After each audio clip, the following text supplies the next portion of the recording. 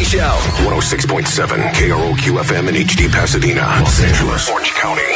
This is the world famous KROQ. Good morning, Los Angeles, Orange County. How the hell goes it? We are Klein Alley Show just after 6 o'clock on a Wednesday. If you need us, live interactive starts now at 800-520-1067. Or you can follow along on the YouTube as we are streaming live as well. Want to see what this thing looks like? You are consider yourself warned, but we are available to check out as well on KROQ's YouTube as we stream there. And you can listen streaming on the Odyssey app or right here as the good Lord intended on 106.7, static included, KROQ. If you want to see our Plan B, Plan C, and Plan D outfits, go to the YouTube live stream, or you can see in real time how we give up on ourselves. I have yet to unpack my go bag because I feel like I don't want to mush. The first few times I packed a go bag and then I unpacked it, that's when fire started getting really bad again by me. So I was like, I'm just going to leave this bag packed because as soon as I unpack it, it feels like all of a sudden there's like, well, unexpectedly more fires have started.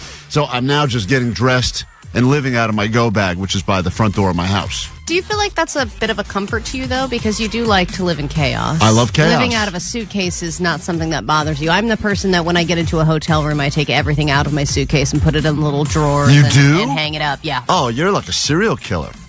That's weird. Those people are weird. I don't like rummaging through a suitcase and going, where's that pair of pants? Where's those underwear? Where is that shirt's all wrinkled now? Just take it all out. I don't like to rummage through a suitcase either, which is why I do what everyone else does. I just pour it into a giant pile on the floor of the hotel closet and get dressed out of the... disgusting. Well, we'll find out who's disgusting later on this morning because the gross off is here. Woo! Gross, gross! Already Allie versus Jake in the finals. They both fast-tracked right to the finals, the gross off. They've admitted to enough things they do on the air, not thinking they sounded gross.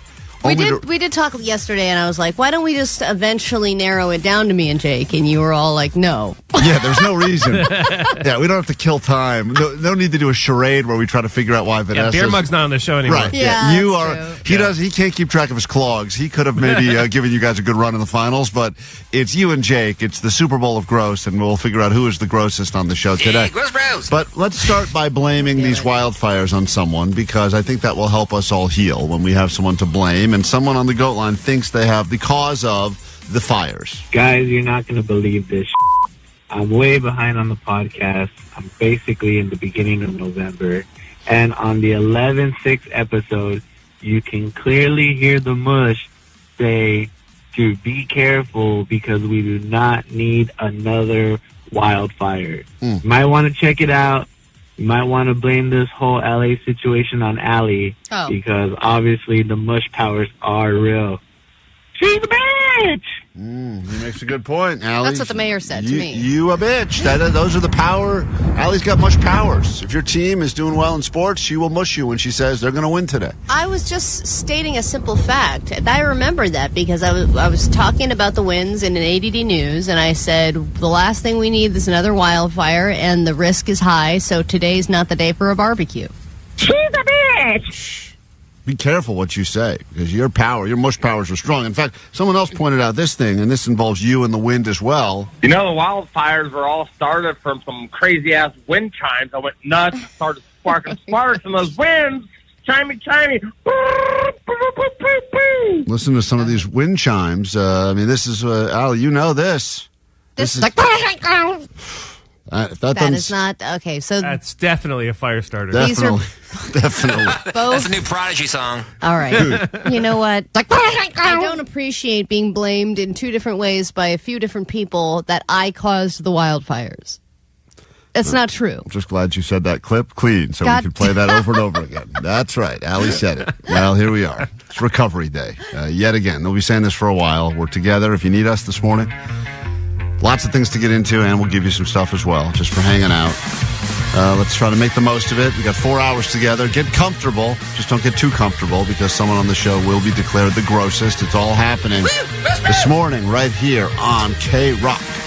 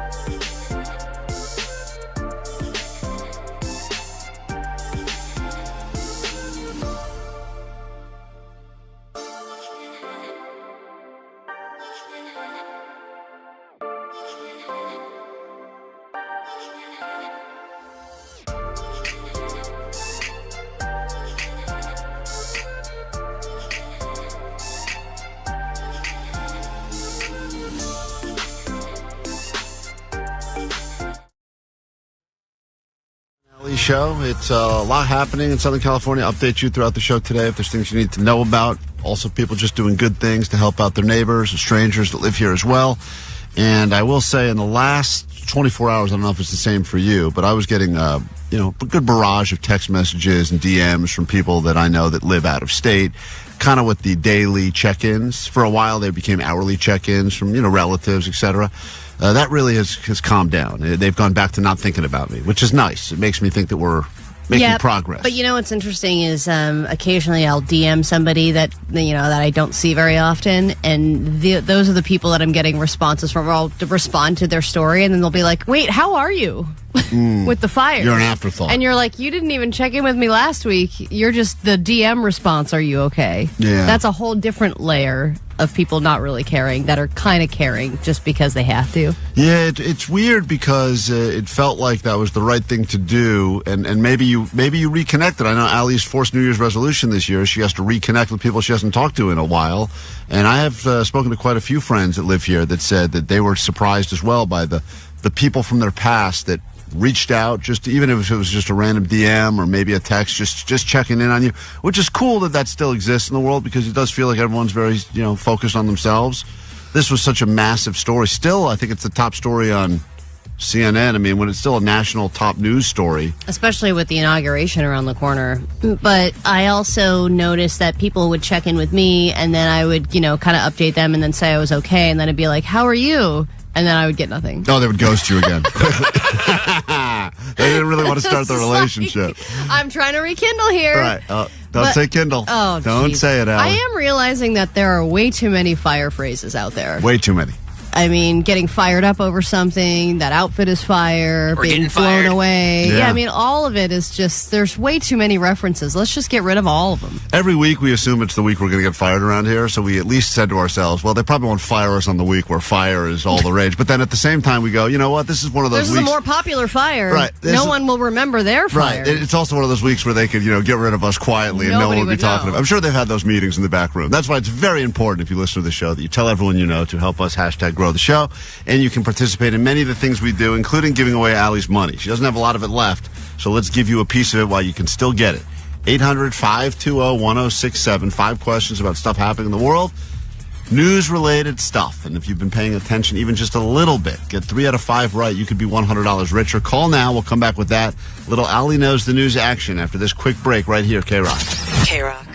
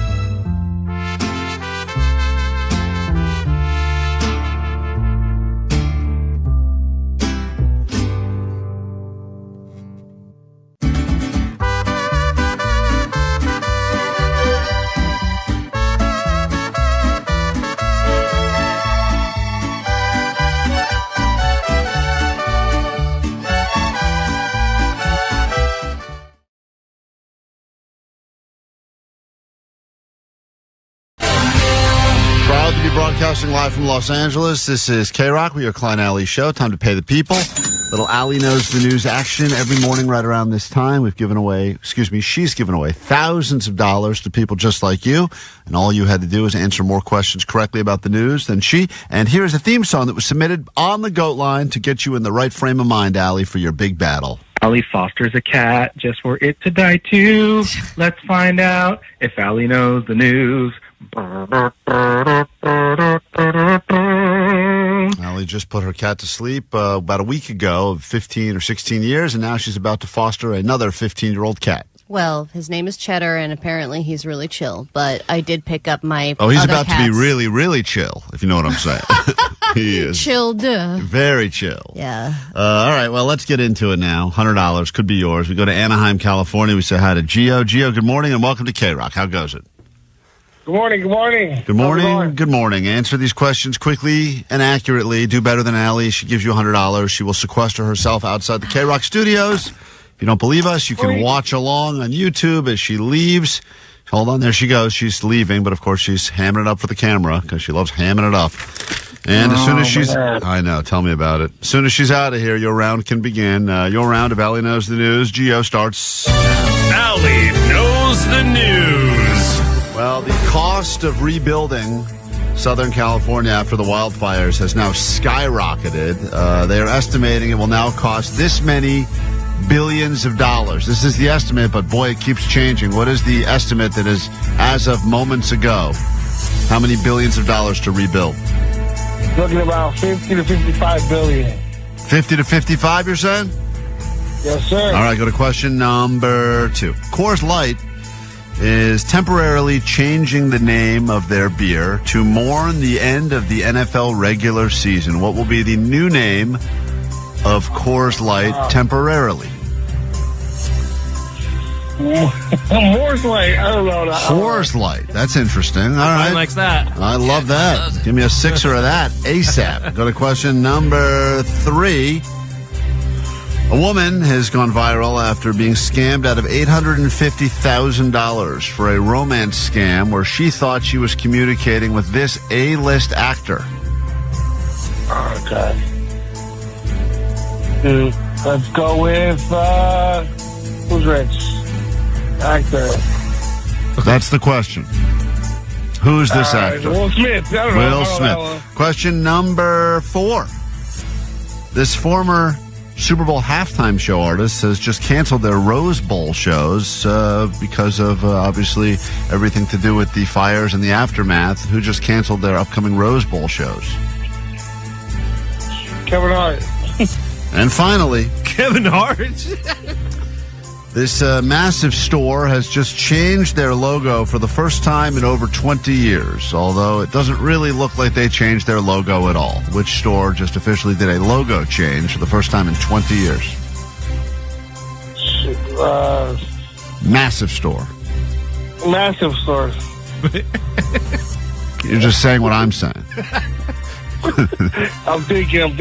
Oh, you are? I didn't think you were thinking at all. Let's go with Walmart. All right, there we go. Finally. Figured you'd get that one at the very least. Yeah. All right, let's bring Allie in. We'll score it together. Don't say anything. Allie's back in.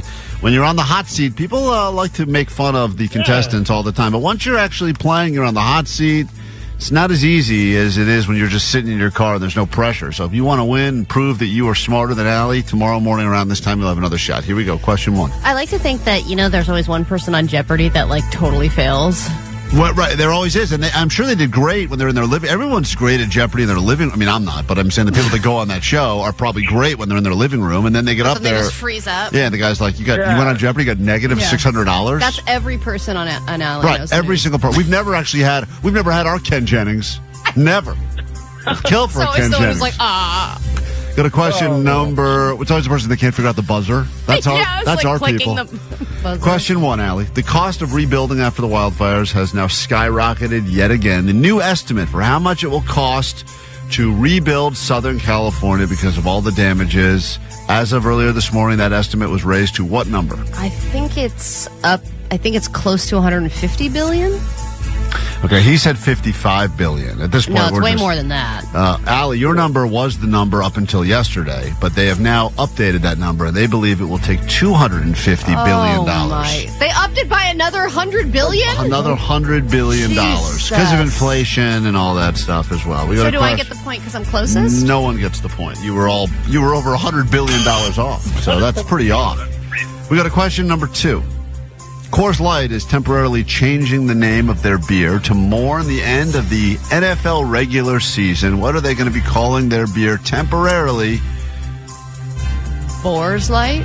Boars? That's actually a good guess because it's boring now without football Right. on. He said Coors Light. That's funny, That's too. a better guess. Coors Light. By the way, both of your guesses are better than what they're actually doing, but they are renaming their beer Monday Light because they're saying without Monday Night Football anymore, what's the point? Mondays are just a lighter version. So that is what they are calling. There's already out there. Picked the stupidest day for That's football right. and then made a thing about that. Monday Light. That's a real story. Go to question number 3. Allie is 0, and this guy Gio is 0. Question number 3.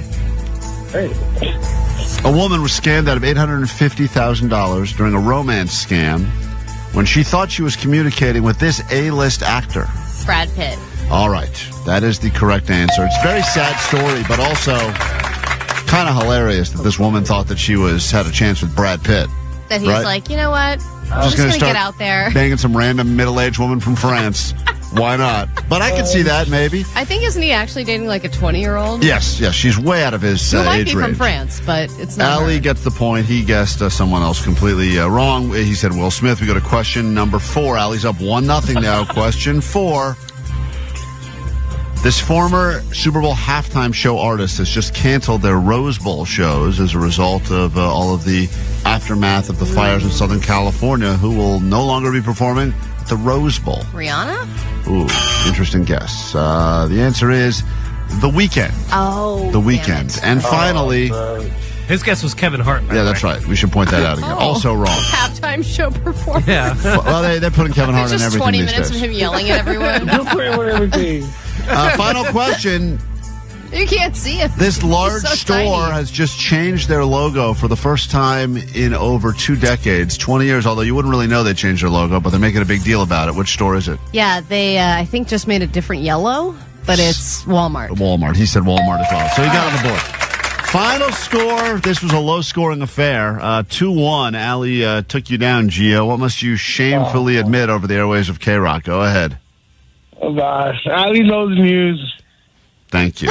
He's Beautifully so said. upset. He's still mad at himself. She knows it. Yeah, it's 6:30 in the morning, and you're Why? already a giant failure today. But don't worry. Tomorrow you can have a chance to redeem yourself. Artemis time on KROQ.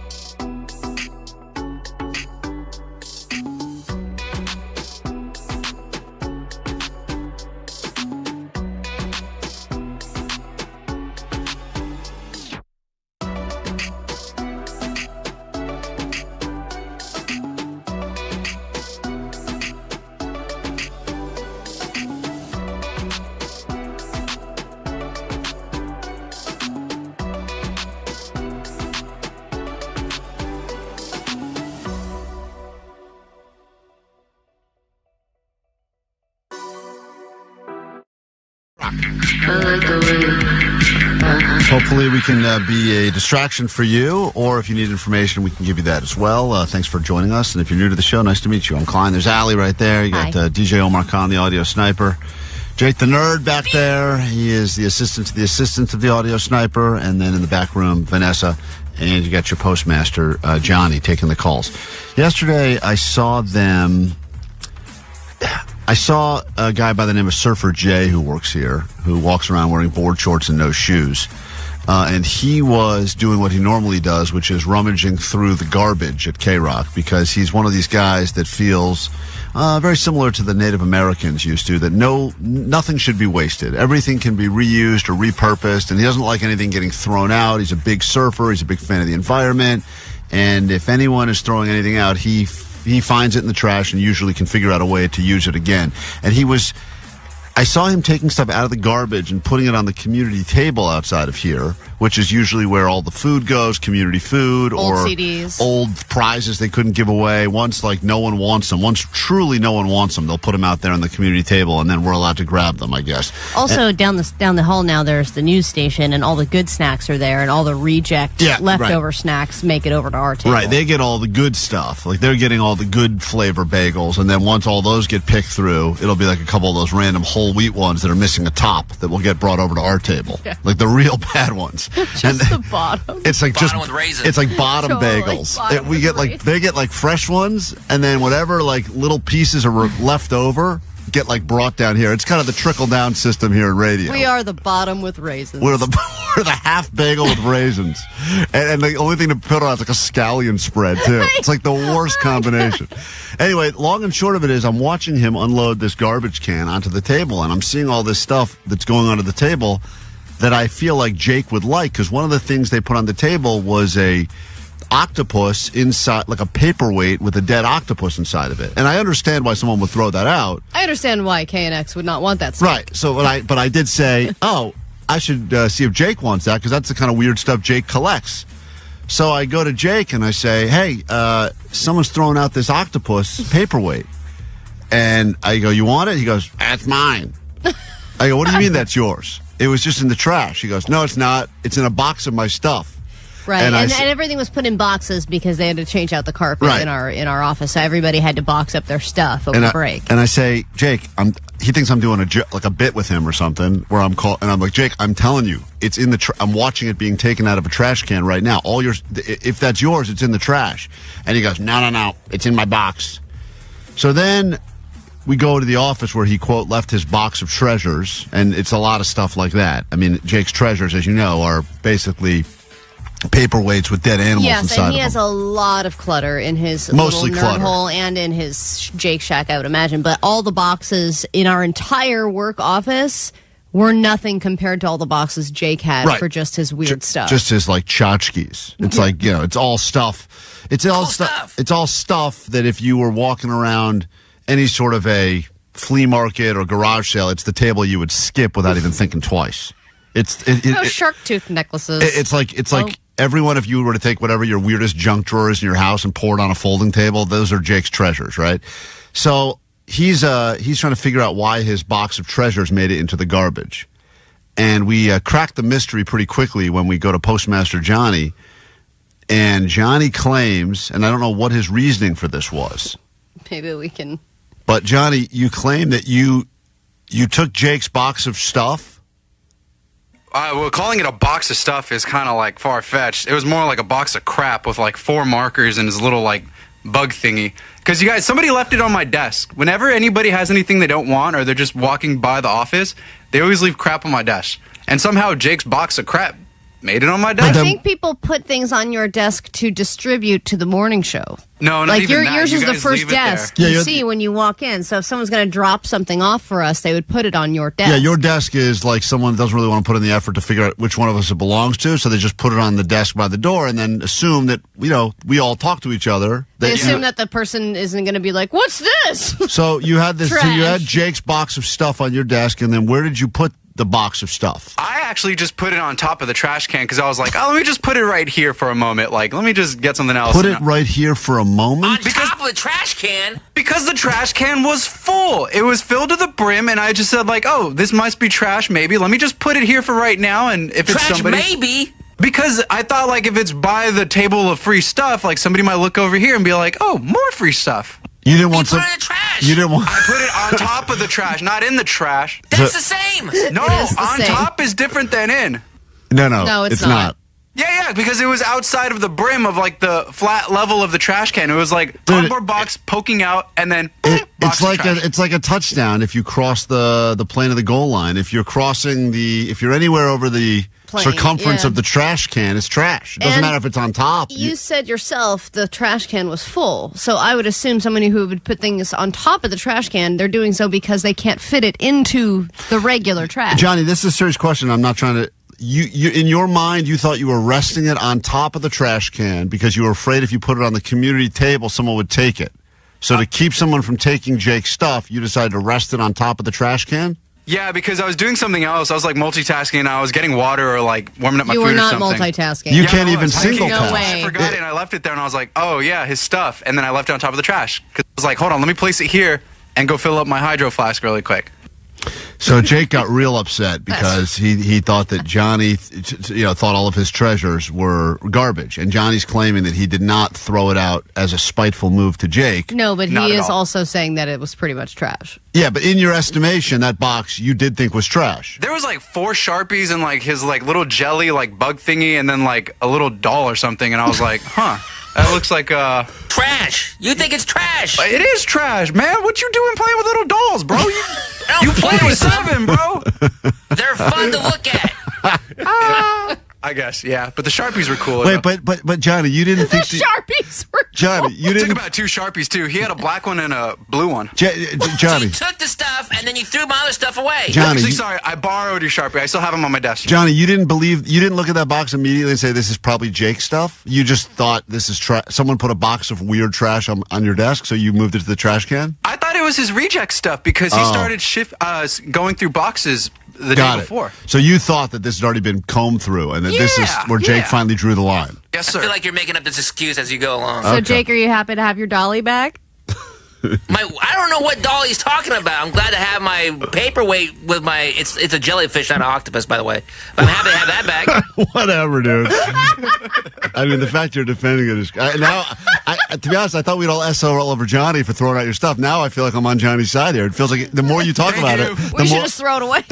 The more I'm convinced this was trash. It's not trash at all. This is stuff you were going through your stuff, and that was left over in the box. It was the final box that I needed to go through, but because I had a bunch of stuff to put in the nerd hole, so I was almost done. There's all these lists that are circulating now about things that should be donated and things that should not be donated to the victims of the wildfires, and I feel like everything in Jake's box is on the list of things to do not donate. I think everything Jake owns. Right, it's all like stuff that people are attempting to like declutter. So like, I'll just take my box of unwanted paperweights and bring them over. They'll help someone, and they're saying, please stop bringing us crap that is not going to help people rebuild their lives. But even Jake wouldn't donate it. No, of course not. No, he loves it. There's a couple rocks I could donate. Okay, thank you. It's the one thing we don't need. Rocks. We don't need that. So, according to Johnny, be careful because anything that he puts near the trash or on top of the trash could be taken away. That's not a defense. Putting something on top of the trash is the same as putting it in the trash. That's 2 different things. 2 different things. Putting it on top is very different. We got to take a break. When we get back, we'll take a look at what's actually going on in the world with your news. We got the gross off less than a half an hour away. Who will be officially the grossest person on the show? We have to get one of those sashes made. Got to get a gross sash made. Well, the good thing he's got the Sharpie. It's good. He's got to borrow that Sharpie back from you, Johnny. Need a black or a blue one so we can make that sash and figure out who's the grossest on the show. We'll do that. Also give you some stuff just for putting up with us this morning. That is all next. Klein, Alley, Show. KROQ.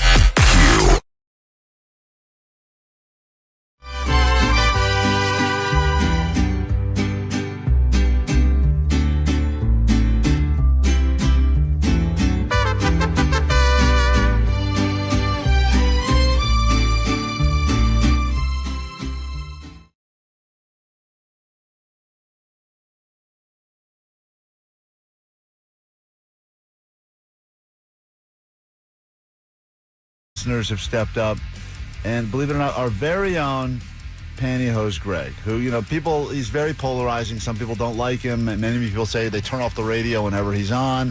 I think he's also very prominent in the YouTube live stream. Oh, he is? Some people are a little overwhelmed by Pantyhose Greg in the live stream. Oh, I didn't even think the guy had internet. Oh, no, he's on our live stream every day. Oh, he is? Oh, yes. Oh, unaware. Very aggressive. Well, anyway, he is doing his part to help out as well, and I think it's important that sometimes people, even people you don't like, can be good people when situations call for it. Pantyhose Greg here, calling back. Have Vanessa... Excuse me. Air quality, not great, but I don't think that has anything to do with the fires. That's I feel just like a regular Tuesday. most of his messages start with something similar. So just get through the coughing, and he's got a beautiful message that will warm your heart. Excuse me. Have Vanessa call me, and I'll go ahead and let everybody know about what's happening over at the parking lot of the Santa Anita racetrack. For all the people who want to volunteer, or everybody wants to eat for free, or listen to the music, get the clothes, and all the free water. There's so much happening over there. Please put me on the air. All right.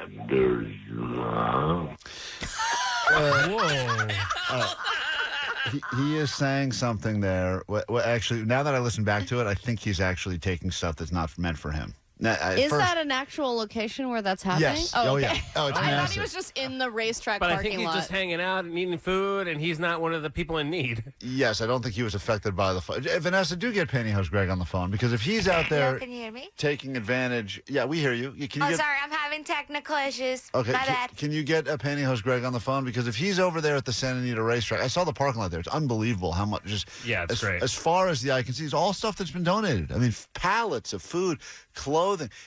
We could put every single person that lost things in this fire could literally leave there with full wardrobe, eat for a while.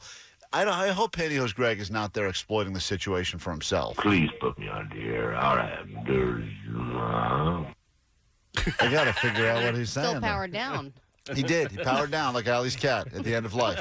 Very similar sound, Omar. If you go side by side, Pantyhose Greg saying goodbye is a lot like Allie's cat saying goodbye. Similar in many ways. Equally sad. I mean, but if he is taking advantage, he is definitely not the only one.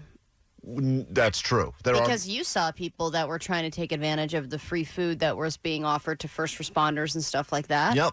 Of course. It's horrible. It's hard to draw the line, because the idea is you're doing a nice thing, and if someone is going to take advantage, they also probably need it. I mean, everyone can make the argument, right? To a certain extent, Pantyhose Greg could use a meal as well. He doesn't have a job. Pantyhose Greg needs a lot of things. He needs a lot of things. But the reality is, if you're going to one of these many drop zones where people are dropping off stuff, hoping to help victims of the fires, people that were displaced, people that were evacuated, it's not for a guy, a pothead like Pantyhose Greg that's been banned from Chipotle to go and get a snack. Yes, but also Pantyhose Greg looks displaced.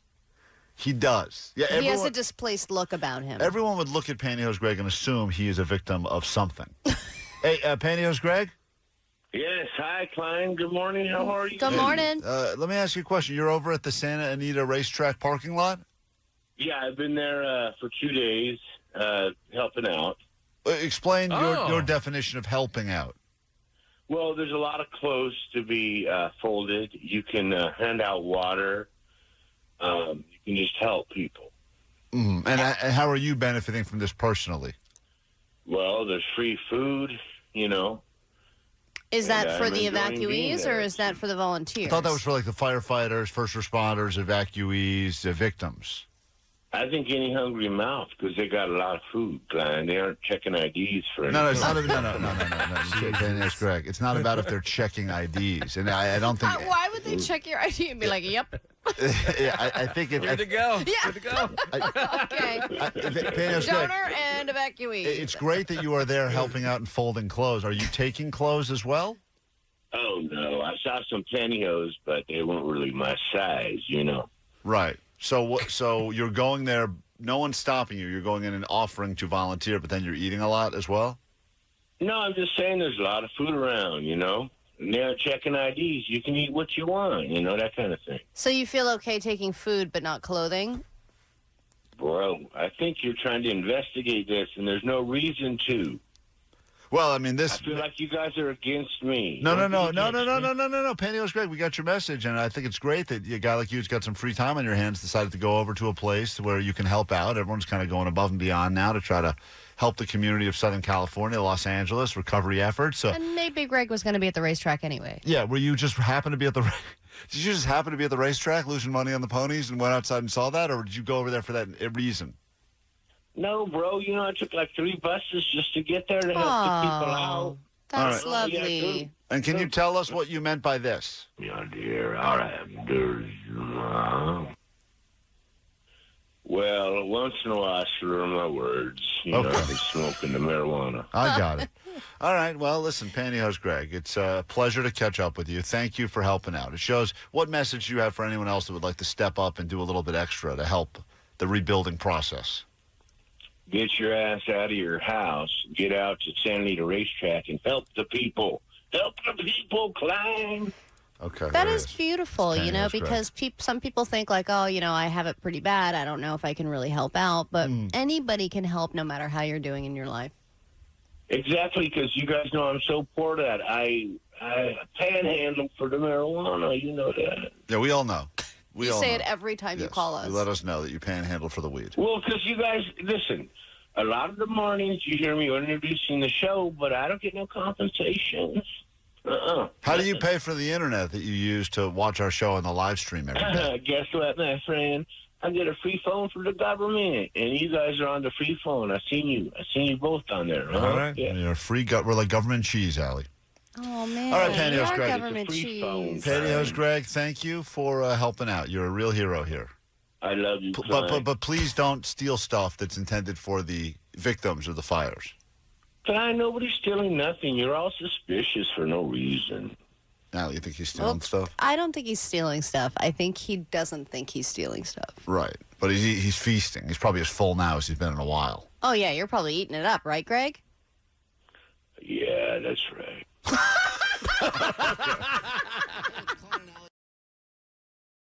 I want to start with something positive, and as you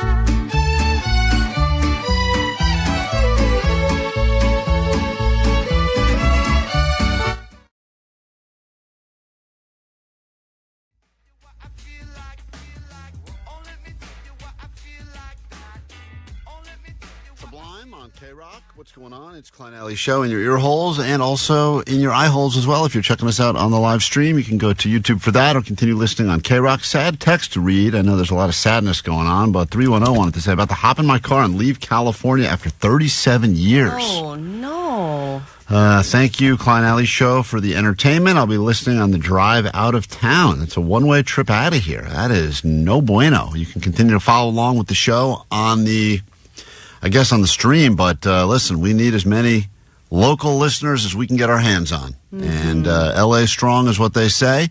We have been L.A. weak for a long time around here. But you will help us get stronger, and we're here L.A. for you. bulky. L.A. bulk. That's what we are.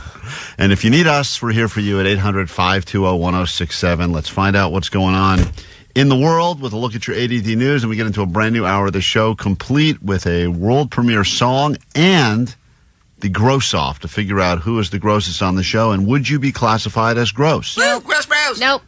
Will it be Jake? Will it be Allie? Not me. Will it be all of the above? Omar and I are voting all of the above, but we will get into all of that coming up, but first your news. Grab your Adderall. It's time for ADD News. So, thousands of people still without homes, obviously. Cars, their businesses, schools are technically back today, but a lot of students are attending a different school because their school burned down. And some of the other schools were working around the clock to make sure that their classrooms were ready to take in new students, which must be very disorienting for those students who are used to going to the same classroom, same desk every day. That's got to be the one silver lining, I guess, if you're a kid. Say, school burnt down. It's kind of like, that's like kind of one of those fantasies every kid has, right? Oh, well, yeah. I mean, I'm not saying they don't like some of their teachers or they don't like lunch or whatever, but I remember... But I mean, when you're thinking of growing up on the East Coast and a snow day, right, snow days were great. We have heat-related ones sometimes here. Fire days, but the idea that everyone has that fantasy, just like everyone has the fantasy of their boss getting run over by a car, right? Don't we all have that? Whoa, that is really aggressive. Well, I don't have that. I don't have that with the current boss, but I think we all had that with the previous boss. Oh, absolutely. Oh, yeah. Regularly. Not even the cars, buses. Right. Planes, anything, really. Any kind of steamroller. Right, falling into elevator shafts, all that. Yeah, Omar, like a Looney Tunes style steamroller. Yeah, I mean, that is like a normal thing. It doesn't mean you're a bad person, but if you're a kid, the concept of your school burning up is, I mean, now that it's happened, it's sad, but in theory, it's like a fantasy. You go to bed every night and go, maybe tomorrow school will not be there. Yeah, but then imagine getting the news that you have to go back to school, but it's not the same school, it's a different school. Yeah, that sucks. And then you're integrated with all these other kids that you don't know, Terrible. and you're trying, I mean, it's terrible. Allie's been fighting against integration for a long time in the schools, so this is tough for her. It's a big loss for Allie. This is not right. Anyway, there are some people who have had it particularly hard, and I wanted to highlight one particular firefighter who was fighting the fires in Altadena trying to save people's homes, only to learn later on that his home was one of the homes that was lost in the fire. Take a listen. Pasadena engineer Chen Yu began battling the Eaton fire right after evacuating his own house and getting his family to safety. Yu worked tirelessly to save his community and unfortunately lost his own home to the fire. We worked all night, we worked really hard, and we tried. It's just everybody in the neighborhood, and the family's gone through, and the firefighters that are out there fighting. Yeah, I mean, it's incredible to think of the work that the firefighters have been doing over the past, 8+ days and counting, and it's not over. And we talked to Natalie Tavidian from KNX, who's reporting on the fires. Meanwhile, her childhood home burned down. That's one level. But to be actively fighting the fires and saving other people's homes, right. And then you get a few hours to yourself and you think, oh, gosh, all I want to do is go home and crash on my bed and be in my living room, and that is not even there for you. And by the way, look, I feel terrible. Wish this guy's home was still there. Thoughts with all the firefighters. Not your bosses, but... Not my boss. But think about this for a second.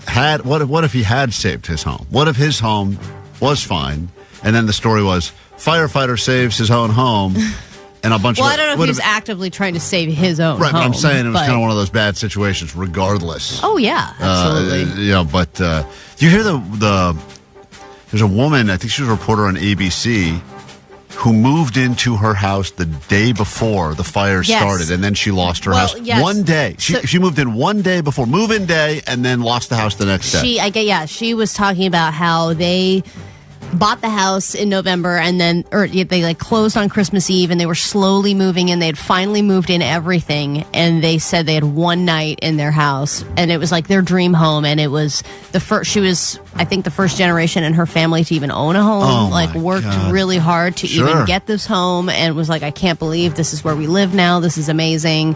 A walk from the beach, and then boom, look what happened. It's crazy. It's terrible. All right, when you change a name or a logo, a lot of work and a lot of money goes into it. Rebranding is a big deal for companies, and CEOs put a lot of stock in it. For the most part, and I don't know if you agree, they end up being a giant waste of time. I think Odyssey would disagree with that. That's funny. AUDACY. We'll spell it for you because it's not very clear. So Walmart has released a new logo after many decades of the same logo, but many would argue that it still is the same logo. The font is, I would say, the same font, but it's a little thicker and a little darker blue. Yeah, they just, whoever the image guy was just like, I'm going to go with bold. Just that's Right. it. Yeah, You it know what was I mean? like They you made it press bold Control print. B and you were like, Yeah. there you go. I'm going to fatten up our font like our shoppers.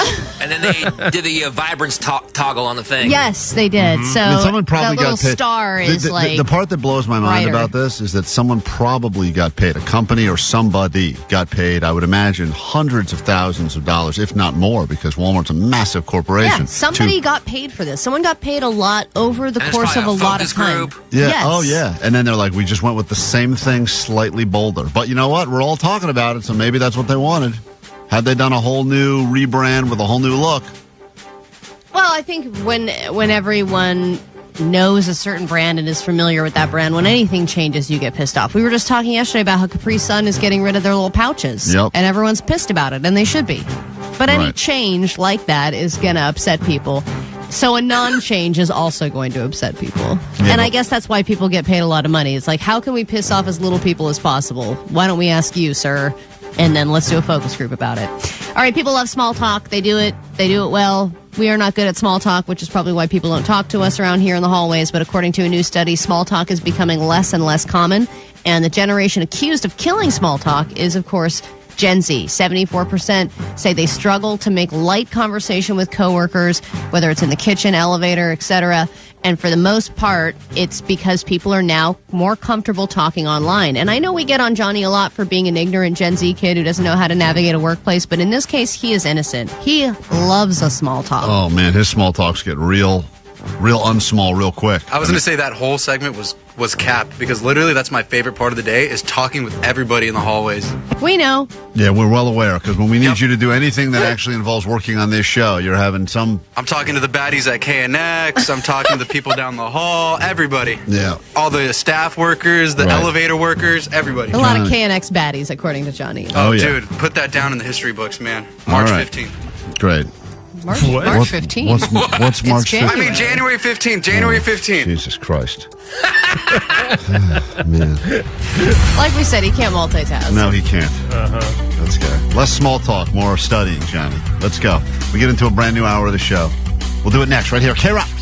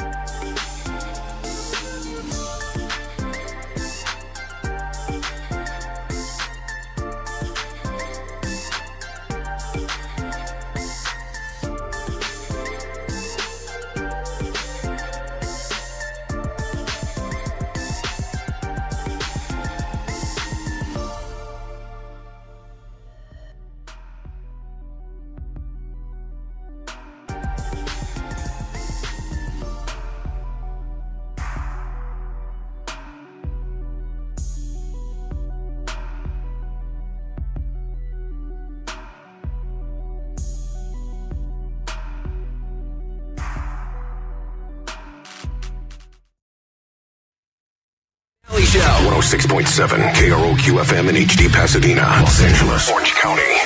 This is the world famous KROQ. Good morning, just after 7 o'clock on a Wednesday. Here we are on KROQ. It is Klein Show. Thanks for listening. Even if you're in the back of a rideshare, forced to hear our voices right now. Before you tell the driver, change it quickly. This hour could be the greatest hour of your life, which is not easy to say these times, as we are all feeling, I would imagine, exhausted, mentally drained. And, I'm someone that didn't lose my house. Had quite a few friends that did. Lost, technically, the headquarters of my business as well. And all your products. And all my products. So we've all had different levels of loss now, and I've lost a couple of shirts and sweatshirts that I gave to my buddy who lost all of his clothing. So really, That's a huge loss. Took one of my favorite hoodies. I'm so bummed out, but I couldn't tell him no. You couldn't say, "Hey, that's my favorite one, dude." I didn't even tell you what happened yesterday. I'm going to sound like such an asshole, so I don't even want to say it. Forget it. I'm not going to say it. Come on. We wouldn't do you wrong. I had a pile of stuff in my garage that we were donating, and mostly your stuff. And there was a mix of things in the house, household stuff and clothing stuff. But, not broken things. Some of it was good stuff. Yeah, like nice appliances and things. And someone was going around picking up stuff, basically with a truck. And they said, we're going to be going around to pick up stuff. If you have stuff, just let us know where it is. Next to the pile of stuff that we were donating was my golf clubs. And I got home yesterday, and my golf clubs were gone. No. And I know Was Johnny at your house? Johnny put them in the trash. No, wait, where did you get them donated to? I could go find them. You know what, dude? I feel like at this point, I'm not good at playing with them anyway. Might as well keep You are good at playing with them. Maybe there's some, but I feel bad now because once something has been donated, I'm not going to go ask for. If it's going to go to a firefighter or it's going to go to someone that lost, I don't know. I feel expensive are these things? Some of these sets are like thousands of dollars. Not thousands, but these were my Klein, your set's like $1,500 worth. No, oh it's my not that God, much. dude. These are all your old. putter's probably like $1,000. What? Whoa, Klein! Johnny has no idea. Fancy golfer! Bro, Johnny, Scotty Cameron putter. Johnny has That's no $1,000 idea what he's putter. talking about. It was a $200 putter. He used to work at a golf course. 15 years ago. Life, bro. Johnny, Your whole set's Johnny, you don't know what you're saying, Johnny. Yes. If it was fit, then let's go track it down. Because I don't think it's worth that. It was, it was like, I'm annoyed, but also, it's like you can't be annoyed because then I'm an a-hole, right? Well, think about some of these people who have lost everything and how nice it would probably be to just have a couple of hours on a golf course with a new set of clubs. Yeah, that would Sounds like a really nice day for them. I had a friend. I'm on a group chat with a couple of guys. One of them lost their house, and they were thrilled when they realized that their clubs were in the trunk of their car. They didn't lose their clubs; they lost everything else. But now I've got a set that apparently going to someone who needs it. Well, so or if Pantyhose you Greg need to donate some crappy old clubs to Klein. If you have donation stuff, just separate it from the stuff you weren't trying to donate. I'm just saying. But that's an amazing service that they just come and pick it up. It was a neighbor that was doing that was going to go drive further away because all of the stuff this is a nice tip to the hat for everyone who's been donating. But a lot of the places that, at least in the valley where I was, that were collecting stuff said they were full. They couldn't take any more donations. Yeah, that's what's happening now. People it is a great problem to have, and then you have to have a lot of volunteers that are sorting out all the stuff because it is a ton to go through. So anyway, congratulations to whoever's getting a new, slightly used set of golf clubs. Where do you think that ranks on the necessities? Very low, but you know what? Mental health very high. I think for the people that just need to go try to clear their head and get out. That's anyway. But I don't even know if that qualifies as something you can donate because so many people are donating so much that they've now had to come out with lists of what you can and can't donate. Yeah, and we'll go through some of that. Also, fascinating list we'll go through this hour as well. These are the things you are supposed to not say, and I feel like I'm guilty. I think we're all guilty of saying these things. Apparently, if you meet someone, and we all will, or someone that really did lose the house, lost the house, whatever. There's all these phrases that I feel like we all we say because we've heard them, and they're all reasons why you're not supposed to say certain phrases to someone. Like, it could have been worse and stuff like that we all say. Oh my God, who would say that to somebody whose house burned down? I think I've said that to everyone. Klein has said it on the air. Yeah, because I think could have been worse, L.A. Could have been worse. It could have been. We can put that in our promo. That's right. I'm just saying. It could have been worse. There's a lot of things LA. that all of us say that we're trying to make it better, but you say those things. It could, hey, at least you got, people say, at least you got your family out. That's the most important thing. Well, they always say, at least you have your health. And then you're like, well, my health, I'd rather have my house. Right. Take house my over golf health. clubs. Yeah, right. At least you have your golf clubs. And my $1,000 putter. Well, anyway, we'll get into that this hour as well, plus the gross off. It's all coming up right here, KROQ.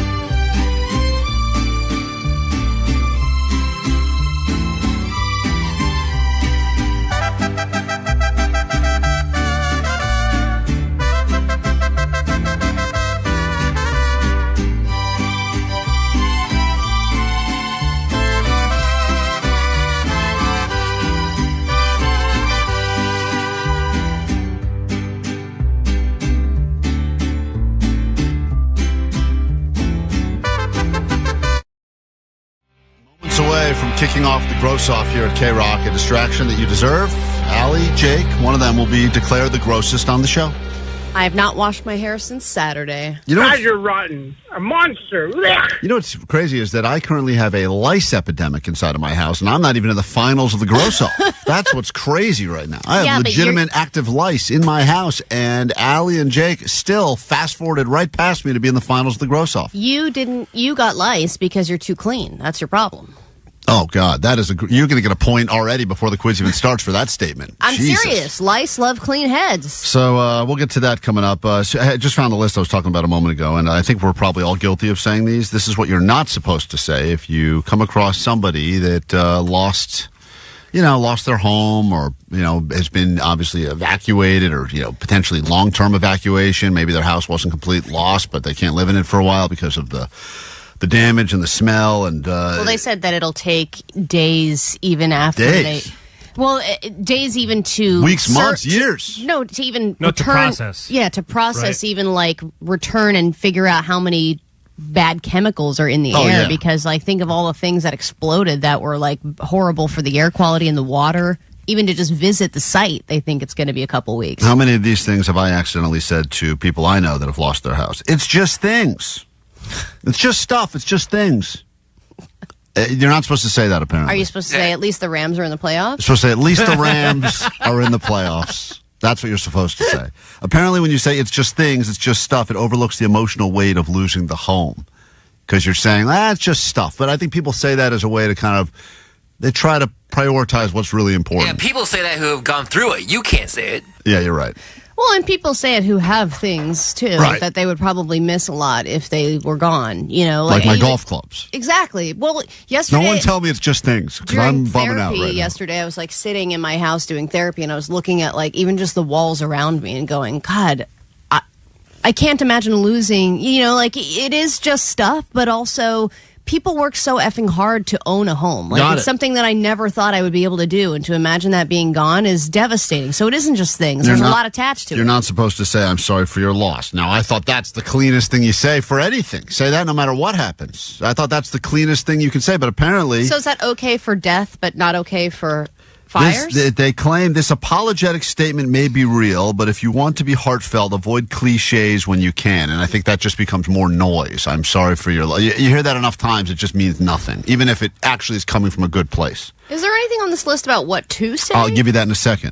You're not supposed to say, can I see your house, or can I see pictures? You're not supposed to ask to see any of the devastation, even though, everyone's got that morbid curiosity. You're not supposed to ask that. If someone wants to share it, which they do, that's different. But you're not supposed to say, let me see what it looked like before. Let me see pictures of the rubble or pictures of the before. Apparently you're not supposed to say that. Jesus. You're not supposed to do the compare of your experience to theirs. Like when someone, the people like to do that whole... When I lost my golf clubs, it's the same thing? Yeah. Yeah, so more like that. There's a good example of what I would not say. Okay. Because I didn't say It's very traumatic when I thought I had lice. You're not supposed to say things like, you can rebuild. You may think reminding someone that they can rebuild their home is life-affirming, but it's actually just confusing empathy for... By the way, all these things are like things that I think are okay. That's what I thought. Don't you guys? No, of course. Well, I can understand why saying right away, hey, you can rebuild is... But you're trying to pump up, as a human being, you're trying anything to pump up the other person, Yeah, but I would imagine if I'm in a state where I have nothing and someone's telling me, well, you can rebuild... I'm probably going, you know what? It's not that easy. I don't even know where to start with these insurance claims, and I got to still pay my mortgage, and I don't know what's going on with FEMA. Yeah, but you're so overwhelmed. But don't you appreciate the person that's trying? At least they're making the effort. I want someone to validate how crappy it is. Okay, well, it's funny, Allie, you say that. You're right, because that is, we'll move on. I'll give you two more things you're not supposed to say. You're not supposed to start any sort of a statement with it, at least. Like, at least... you weren't in the house, or at least or at least you got your wedding ring, or whatever. You just any of that stuff, even though you're trying to once again find the positivity to take from it. It's just so much negativity that it's not doing anything. Yeah, and it's not your job to pump them back up. Well, of course, as a human, especially if it's a friend or a coworker, that's a nice thing to do. But that might not be what they're looking for right now. You're also not supposed to do any sort of implying that you could have done more things. Like if someone talks about how they lost their house, you're not supposed to say like, hey, my buddy was about to lose his, but he had his garden hose out, and as a result, his house... You're not supposed to do any of that stuff. That is a given. These are all the things that people are doing. Anyway, the thing you're supposed to do, which is a much smaller list, Allie. You're supposed to listen without an agenda. Just sit there and listen, which is sometimes the hardest thing to do because you feel like I should say something right now, but I don't know what to say. And you're supposed to, quote, validate what you hear. Yeah. So literally that's saying absolutely devastating. What they say back to them is what you're supposed to do. That's some like therapist crap. Right. It's right. You're actually right, Omar. It's therapist crap. No, because you actually then feel like you can be in your... All right. The key... I don't want to get into the therapist crap with you. The key, Allie, is that, and this is the thing, is right now... Don't say the key. That's triggering. This is top of mind for everyone, but the key is really following up, not just in a week, disappearing, getting back into your... Because everyone's focused on this now, and then we know how these things go, unfortunately, is that it's so obvious that usually we get distracted by something else in a month or in a couple of weeks, and this becomes... something that we look at the year-end, 2025 year-end wrap-up. But the idea is with people that matter to you, it's the constant following up. Checking in a week, checking in a month, continuing just to make sure, hey, anything you need, anything we can do. Want my underwear? Want my underwear. That's right. So these are the things you should not do and should do. All right, we'll take a quick break. We're back in a second with the gross off. That is something we can do to distract you from everything else going on. Who will be the grossest? Place your bets. Will it be Allie? Will it be Jake? The official gross off starts next.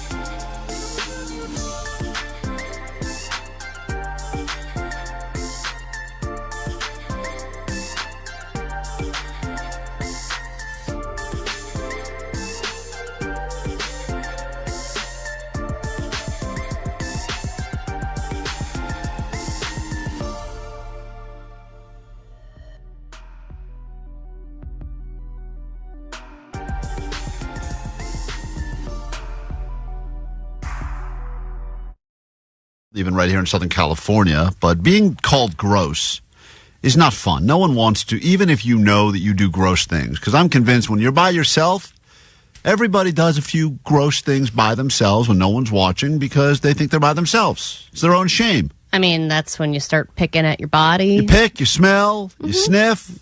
Yeah, if things fall on the floor, you eat them still. But then there is public gross. Public gross is no good. And we believe that there are two people on the show that are both going to be competing for the title that no one really wants, which is grossest on the show. It's time for the gross off. In this corner, he has a sweating problem that we know about. He walks around with paper towels under his armpits because deodorant can't even help him. I have social anxiety. I haven't said it's you yet, Jake. Let me finish the introduction. Could be me. It's Jake. Here's Jake. He's also got some sort of a digestive issue, which he has. Ulcerative colitis. He has a digestive. It's an autoimmune disease. He's a All right, Jake wins. Let's get up. The contest is over. Come on, Klein. Why are we doing this? And then in the other corner, we have a person that has multiple times eaten stuff out of the garbage because it was thrown out accidentally, doesn't care about expiration dates, and has had multiple rashes, including pink eye, to the point where she earned the nickname Diclops, the lesbian Cyclops, because one of her eyes was swollen shut with crust. Which has happened multiple times since. But I just want to hear all the times Omar gags in his own mouth during this competition. So this is going to be a real battle of gross. I'm just letting you know. Not to make it even worse for myself, but I've also earned nicknames like Poogers and the Onion Queen. Yeah. Oh, yeah. Don't worry. That'll come up at some point during the quiz. And she eats on the toilet, too. She eats on the toilet. That's nasty. I'm multitasking. And she shares a toothbrush with her wife. To be fair, and I apparently finished, dental floss at one point they shared. That was one time. Doesn't matter. And she never flosses. Okay. All right. Moving on. Jesus Christ. Allie's the winner. All right. Let's go. Move on. You just keep describing each person. I haven't even gotten to the quiz yet. I mean, we're just in the goddamn intro, and I'm nauseated right now. Yeah. Well, yesterday I was sitting there writing my show email in the same clothes I had exercised in while not showering and sitting on a fabric chair going, maybe I should just own it. Oh, my God. Jake and Allie, write down your answers to these questions, and we'll go through this quickly, and then we'll have a palate-cleansing song, which I think we'll all need at that point. And apologies if you're eating during this, or if you've already had a rough week because of the fires, and who hasn't. I'm sorry to make your week even rougher. Maybe someone will listen to this and go, you know what? Could be worse. I could be Allie or Jake. Question number 1. If you drop food on the ground, how likely are you to still eat it? Can you explain one of the food examples? And what ground? Yeah. See, these are both questions asked by gross people. They're important questions. Is it my own kitchen floor or is it an outside You can answer area? this as a general, but if you'd like to go ahead and clarify, I think all of you are going to answer grossly, but you're going to defend your grossness because that's what gross people do. So go ahead and write down I'm just in general now. Go ahead. It is a random sampling of grounds and foods. Is it a shish kebab? Is it a field? All right. Is it a bathroom floor? Allie, if you're eating on the toilet and something slips out and falls on the floor, are you still eating it? Just answer the question. How? It depends I will tell you on right, the floor. I will Is tell it a gas station bathroom floor or my bathroom? Guys, I Very will, important. without asking Yeah, any if of it's these the KROQ questions. floor, no way. Okay. Right? I'm going to No, say, if it's the KROQ floor, 10 seconds. oh my God. Oh, my God. Guys, this is just question 1, please. Okay. If you drop food on the ground, how likely are you to still eat it? And please, you're more than welcome to take this quiz yourself. You're sitting in traffic right now. Whatever. Answer, let's see how you would have done. Are you grosser than Jake or Allie? Probably not. Question 2. How often do you wash your hands after going to the bathroom? Again, this completely depends on where you are. No, it should not. No, it should not, Allie. How often do you wash your hands after going to the bathroom? Jake, come on. You know what I mean. Huh? Allie's going to get a perfect score on the gross quiz. All right. 323 said the gross off is more exciting than the upcoming NFL playoffs. Didn't Allie admit yesterday she had crabs? Yes, she I didn't did. say I had crabs. I said if you had crabs, you could shave them off. Jake is not Keep gross. up, keep He's up. handicapped. Someone pointed out. Thank you. Disabled. Question number 3. What is the most amount of days in a row you've worn the same underwear? The most amount of days in a row. Why are you humming? What, the most amount of days in a row you've worn the same underwear? Camping or not camping? Allie, just answer the goddamn question. Question 4. What do you feel your weakest personal hygiene practice is? Something that you even know you're not proud of. Could be better. What do you think it is? Write it down. Jake, write it down, Allie. Can you repeat the question? What do you feel your weakest personal hygiene practice is? If you're just joining us, welcome to the Gross Off. Allie and Jake have fast-forwarded to the finals. Can you define hygiene for Allie? I don't think she knows what that is. That's a fair thing, Omar. Can I please? Is it personal hygiene or just hygiene? Synonyms include cleanliness and just all around not being disgusting. Question 5. If you don't have a toothbrush handy, but need to brush your teeth, what would you do? Okay. Or what have you done? The toothbrush is what's missing? In this particular example, yes. Okay. Question number 6. How many showers or baths do you take weekly? This depends on what the week is like. 7. When is the last time you felt gross? Please be specific. The last time you felt gross. Because I think the problem with gross people is a lot of times they don't actually realize how gross they're being. And now this is the lightning round of the Gross Off. So these are going to be rapid fire questions. And this will be if we need to do a tiebreaker, okay? Do you eat crumbs off the table directly or off your own lap? Yes or no? Oh, wait, say that again? Crumbs for food you're eating. Off your lap, if they fall into your lap, or onto the table directly that you're eating off Did I of. pay for the meal or did someone buy it for me? Should not goddamn matter, Allie, at all. Go to question 2. Do you ever turn your own clothing inside out to re-wear it before washing it? Question 3. Have you ever smelled a dirty towel, smelled to see if it was dirty, realized it was, but still used it? Question 4. Pretended to wash your hands after bathroom to not appear gross. All right. I know that's directed at me, and I did not do that.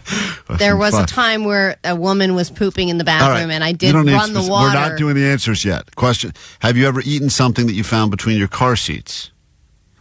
Is it wrapped? That's a great question. Is it hard? In this particular case, it's unwrapped. Okay. And then have you ever eaten food that had mold on it, around the mold? And this is just ridiculous. You're out to get me. This is BS.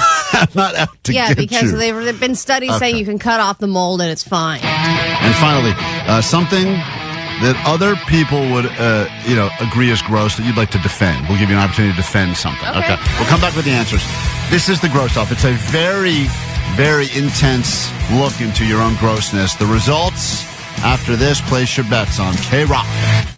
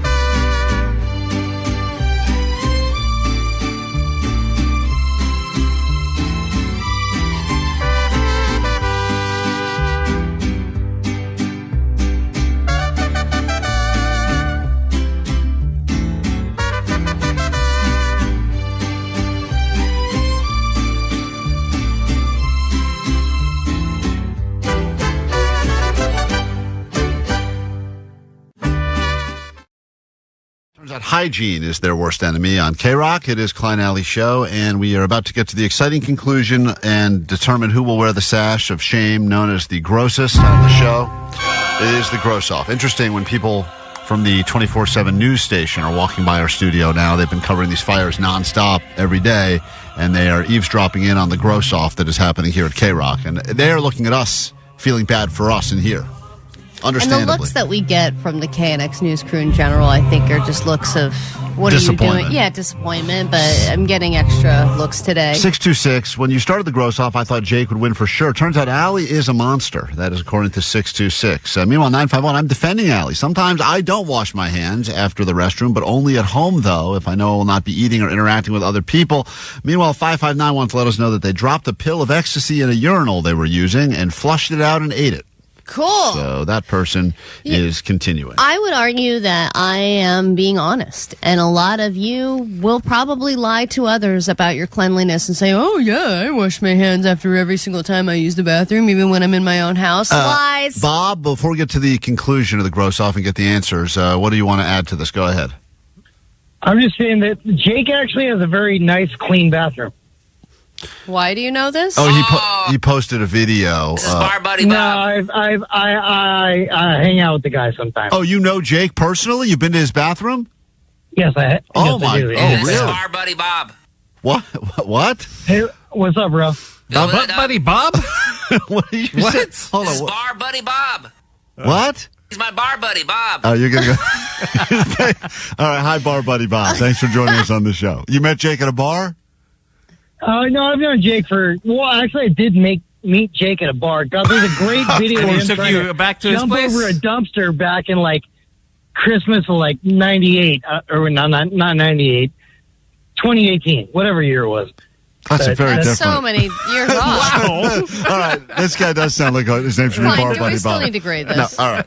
Jake, you got You a met point. this guy by a dumpster. Jake, I Jake- jumped over a dumpster and he helped me. you're getting a point for grossness for knowing that guy. Thank you. Jake's up 1-0. Woo! Bar Buddy Bob. You got Jake on the board. All right, here we go. We got to get through this quickly. All right, you drop food on the ground. How likely are you to still eat it, Allie? All right, I didn't know the circumstances, so I just wrote 1 second outside, 10 inside. Home, infinite.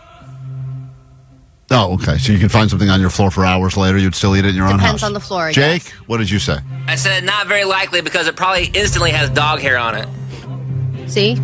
I have a cleaner home. All right. I think Allie gets the point on grossness there. Keep track.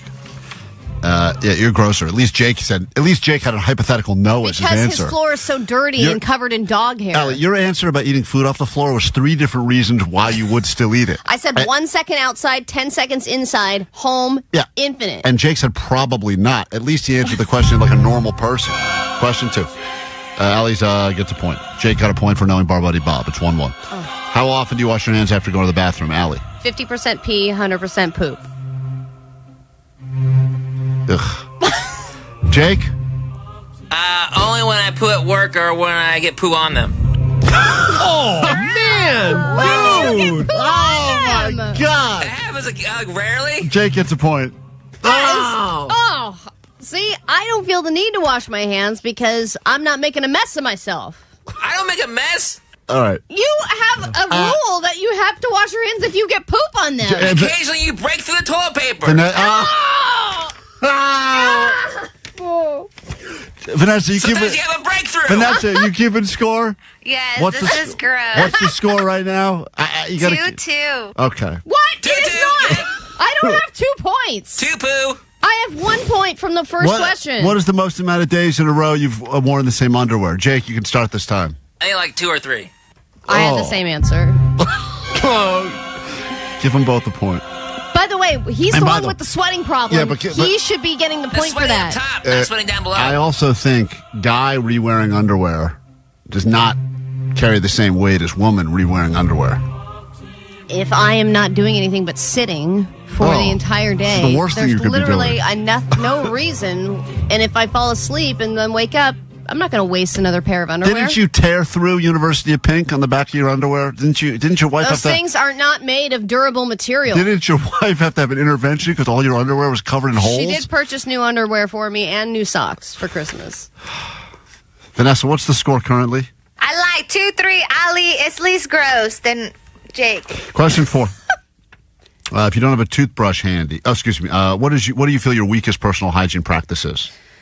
Kleenex etiquette, because I will use a Kleenex until it has no more corners, and then I'll put it in my pocket and forget about it. Oh, okay. And then usually it'll end up in the wash. Like a dusty snot rag. Yeah. Jake? I practically never wash my hair. I just rinse it with water. Guys, come on. What are we doing? Give them both another point, guys. What? Why not even soap, Jake? No, I don't think you need it. I think the natural oils is good for it. Always? You think that's why you smell like an old bicycle. This is why. That's a good smell. No, it's not. That'd be a good candle. No. Old bicycle. If you don't have a toothbrush handy, but you need to brush your teeth, what would you do? Jake, you can go first, I Jake. use mouthwash. Allie? I go toothpaste finger. Oh. What's wrong with that? We've all done toothpaste finger, but as a lesbian, toothpaste finger is I do totally 2, different. sometimes 3 fingers. Depending on how horny you are. Allie does toothpaste fists sometimes, anniversaries. All right, I don't know. Elmer, I can't even decide because it's like they're both grossing me out for so different reasons. I mean, I feel nauseous in my mouth. Jake does not wash his hair, ever. Give him the point. Like, when I cut it, because it has, like, hair We're in on a it. different question. What? This is the gross off on KROQ. Guys, this is the much-needed distraction. Thank you for this. Needed this. I'm nauseous but laughing. They're both gross. Give them both the sash. Make them wear it together. They'll sweat through it. These are all good suggestions. Allie, you gross girl. Thank you. you. That's 314. Go to question number wherever we are. How many showers do you take weekly, Allie? 3 to 4. Jake? 7. He has a sweating problem. Allie, you get the point. Don't you work out every day? I work out most days. You've done hot yoga and not showered afterwards. You told my us. God. No. On days I do hot yoga, I shower right after. When is the last time you felt gross, Allie? Now. That is correct. Jake? It was like a month ago when I forgot to brush my teeth in the morning. I asked Johnny for mouthwash. He didn't have any. Ew! Oh, you've been gross so more recently than a month ago. Your answer should also be now. That's not the question. The question is when I felt gross. Yeah, but you should feel gross now. I know. Right now. Feel good now. All right, moving through this round. How you eat? Doesn't give them all the points. Everyone. 909 said, "What in the name of white people is happening?" I don't know. Eating food crumbs that fell directly on the table or on your own lap. You eat crumbs off your own lap in the table directly. Of course, yeah. Allie does. Yes, Jake, you too. No, I never eat crumbs. Okay. It does. These are not points. This is just to get a sense of the person. Turn clothing inside out to rewear it. Nope. Smell the dirty towel. Realized it was dirty, but still used it. Yeah. Yeah. Okay.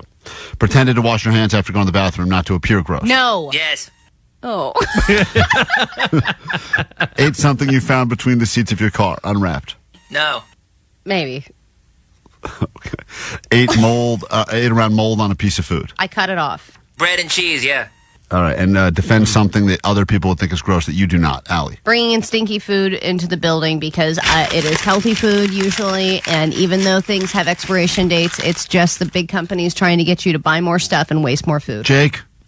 Eating expired or leftovers that have been in your fridge for over a week. It's fine. Yep. I'm with Jake. All right. Which is sad. Vanessa, I have this scored as almost a dead heat tie. It's literally a tie. Yeah, they both are gross. both incredibly gross. So congratulations. I don't wanna be gross bros. You and Jake are gross bros. Let's get them both in This is a wash after all of it? All of that. How ironic. The one thing they don't do. Warning, Klein Alley Show contains negative depictions of people or cultures, mainly their own. Rather than remove this content, we're letting them dig their own graves. For complaints, dial 844-965-GOAT.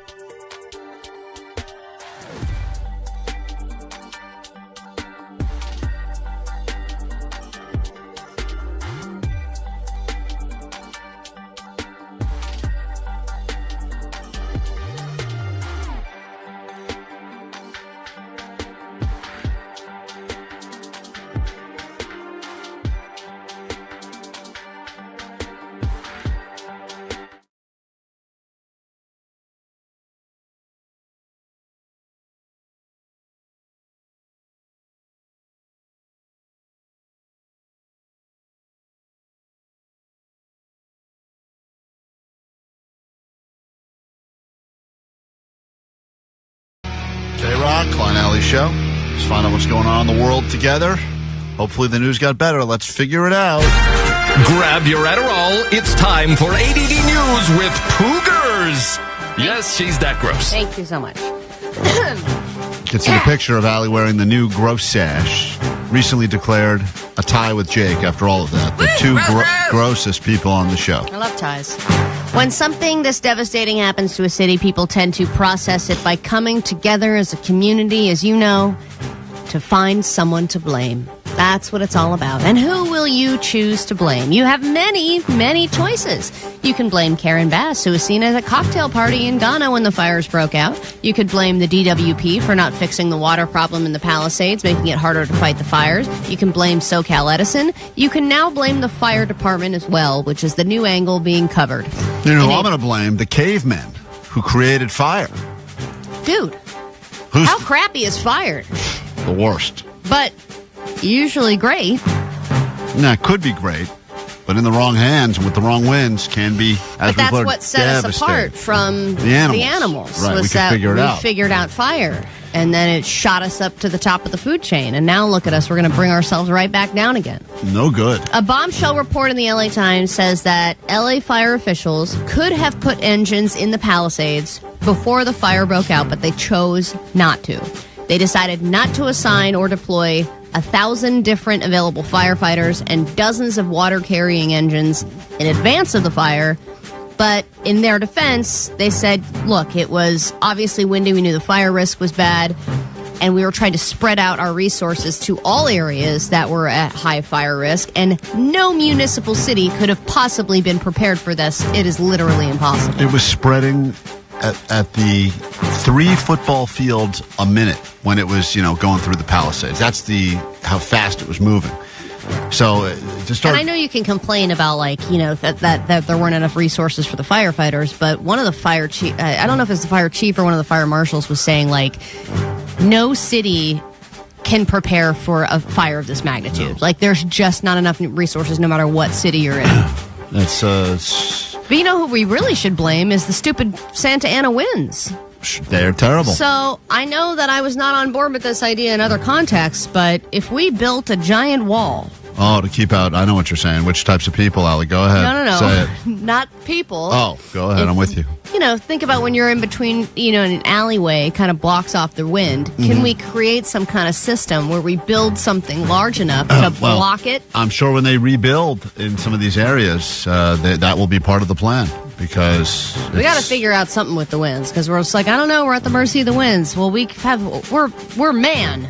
We're humans. We can figure this out. We are man. Well said. We are man. Some breaking food news this morning. The FDA has officially banned red dye number 3, and this dye is still used in thousands of foods. That's the one in Flamin' Hot Cheetos and Skittles, right? Oh, my gosh. I think that was number 4, wasn't it? Oh, number 4. I love number 4. That's what I always thought. I love number 4. Why does everyone talk about number 1? Red dye number 1? Yeah. Maybe it's not that bad. One of them is apparently causing cancer. Right. Well, this one, they have said that for decades they have linked it to cancer in animals, which therefore translates over to humans. But I was just asking ChatGPT what contains red dye number 3, and it is just so many things. I mean, gummy candies, hard candies, candy canes, frosting, cake decorations, cookies, fruit snacks, gelatin desserts, maraschino cherries, cocktail cherries, all the good jams stuff. and jellies, flavored syrups, powdered drink mixes, coated pills, liquid medication, cough syrup, lipstick, nail polish, blush, pet food, and supplements. I mean, the list goes on. And how, now that it's banned, is that going to change how many companies are going to be able to get rid of red dye number 3 in a jiffy? I think all that stuff they were dropping off the airplanes to save the fire. It was red dye number 3. That stuff is delicious and apparently life-saving. I saw there's a plane dropping it everywhere. It's that color, though. It's the same color. It's that light red. Any of those foods that got that red color, apparently it's not good for you. It's just maraschino cherry dust that they're putting all over the fire. I do love that stuff. Oh, it's so good. All right. Over 100 medals from the 2024 Paris Olympics have already been returned. And I know yesterday I talked about Olympic medal winner who now had he had all 10 of his medals burned in a fire, and they are sending him replacements. These replacements are being sent out. Nothing was burned, but they are rotting, according to medal winners. The athletes from Paris have shown pictures of deterioration and mold growing on their medals since the games ended in August. And that's not a great turnover with time. Nope. And they made a huge thing about how the medals were being made and printed. And I mean, it was all a big, extensive video about how high quality these things were. And now, 6 months later, not even, people are like, this thing is disgusting. Please send me a new one. I thought the medals that they were giving out at the Paris Olympics all had pieces of Eiffel Tower in them or Yes. something. Wasn't that it? I think so. So they're corroding away? I guess so, yeah. Some of these pictures are disgusting. That's why I'm glad I'm not an Olympian. I wouldn't want to have to deal with a rusty medal. So I'm glad I never learned how to throw the javelin. Whatever. We get into a brand new hour of the show. We do it right now. Klein Alley Show. 106.7 KROQ FM in HD Pasadena, Los Angeles, Orange County. This is the world famous KROQ. All right, according to 714, I'm having a terrible day, and hearing Allie's dumbass solution to the wins has now made it worse. Well, there you have it. Thank you, 714. I'm Meanwhile, just throwing things out there. Isn't Klein actually a dead ringer lookalike for the caveman that discovered fire? I have been told that I have very caveman-like features. You're absolutely correct. If you need us, we're here for you. LA Strong, 800-520-1067 on the World Famous KROQ text. And to call, you can watch the show as we're streaming on YouTube right now. Don't believe us? Go check it out on KROQ's YouTube page. We are live and interactive right now there. This hour, lots to get to on the show. There's so many people that have stepped up and they're doing, obviously there's the donations happening all over the place, which is great. And so many of the donation centers say that they cannot even accept anymore. They've been, the outpouring from the general public has been so overwhelming, and that's a good thing. You look at silver linings, but there's different places, different people that are figuring out new ways to try to serve the community, so we'll focus on some of that this hour as well. And there's a world premiere song we have inspired by something that Vanessa said yesterday on the show, and I cannot wait to play this for you guys. Yesterday, Vanessa had a hard time playing telephone. In fact, people are still asking her to say more phrases because she has a hard time hearing something and then repeating it. And she has to start repeating it right away, otherwise she'll lose it completely. Yeah, listen, this was a request on the goat line. Sup, Klein and Alley? Can you guys please make Vanessa say this? Okay, make her say this. Yoshinobu Yamamoto struck out Seiya Suzuki, who looks up to Ichiro. I'm already lost. I need to see it in writing, please. Yoshi, Shaju, I don't know. Come on. The guy said Yoshi got running out of the park. Nailed it. Yoshi's running out of the... She got it. She's very good at saying stuff. And listen, I'll play it again, Vanessa. You can hear it one more time. But you've inspired Omar to create new music based on something you did yesterday, which we're going to world premiere on KROQ in just a second. It is maybe my new favorite song involving your voice. But this was the request. Can you guys please make Vanessa say this? Okay, make her say this. Yoshinobu Yamamoto struck out Seiya Suzuki, who looks up to Ichiro.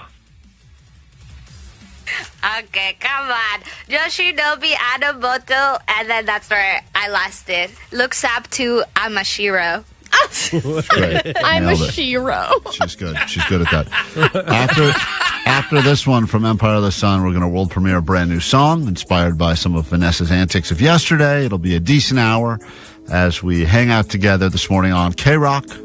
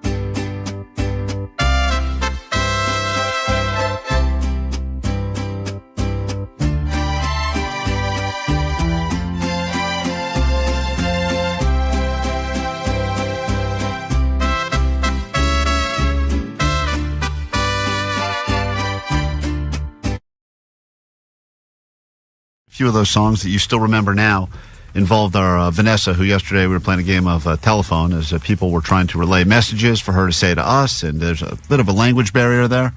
And Omar was so inspired when she was attempting to give us some of the stats from the recent Rams game, and she had a hard time with one of the players' names specifically.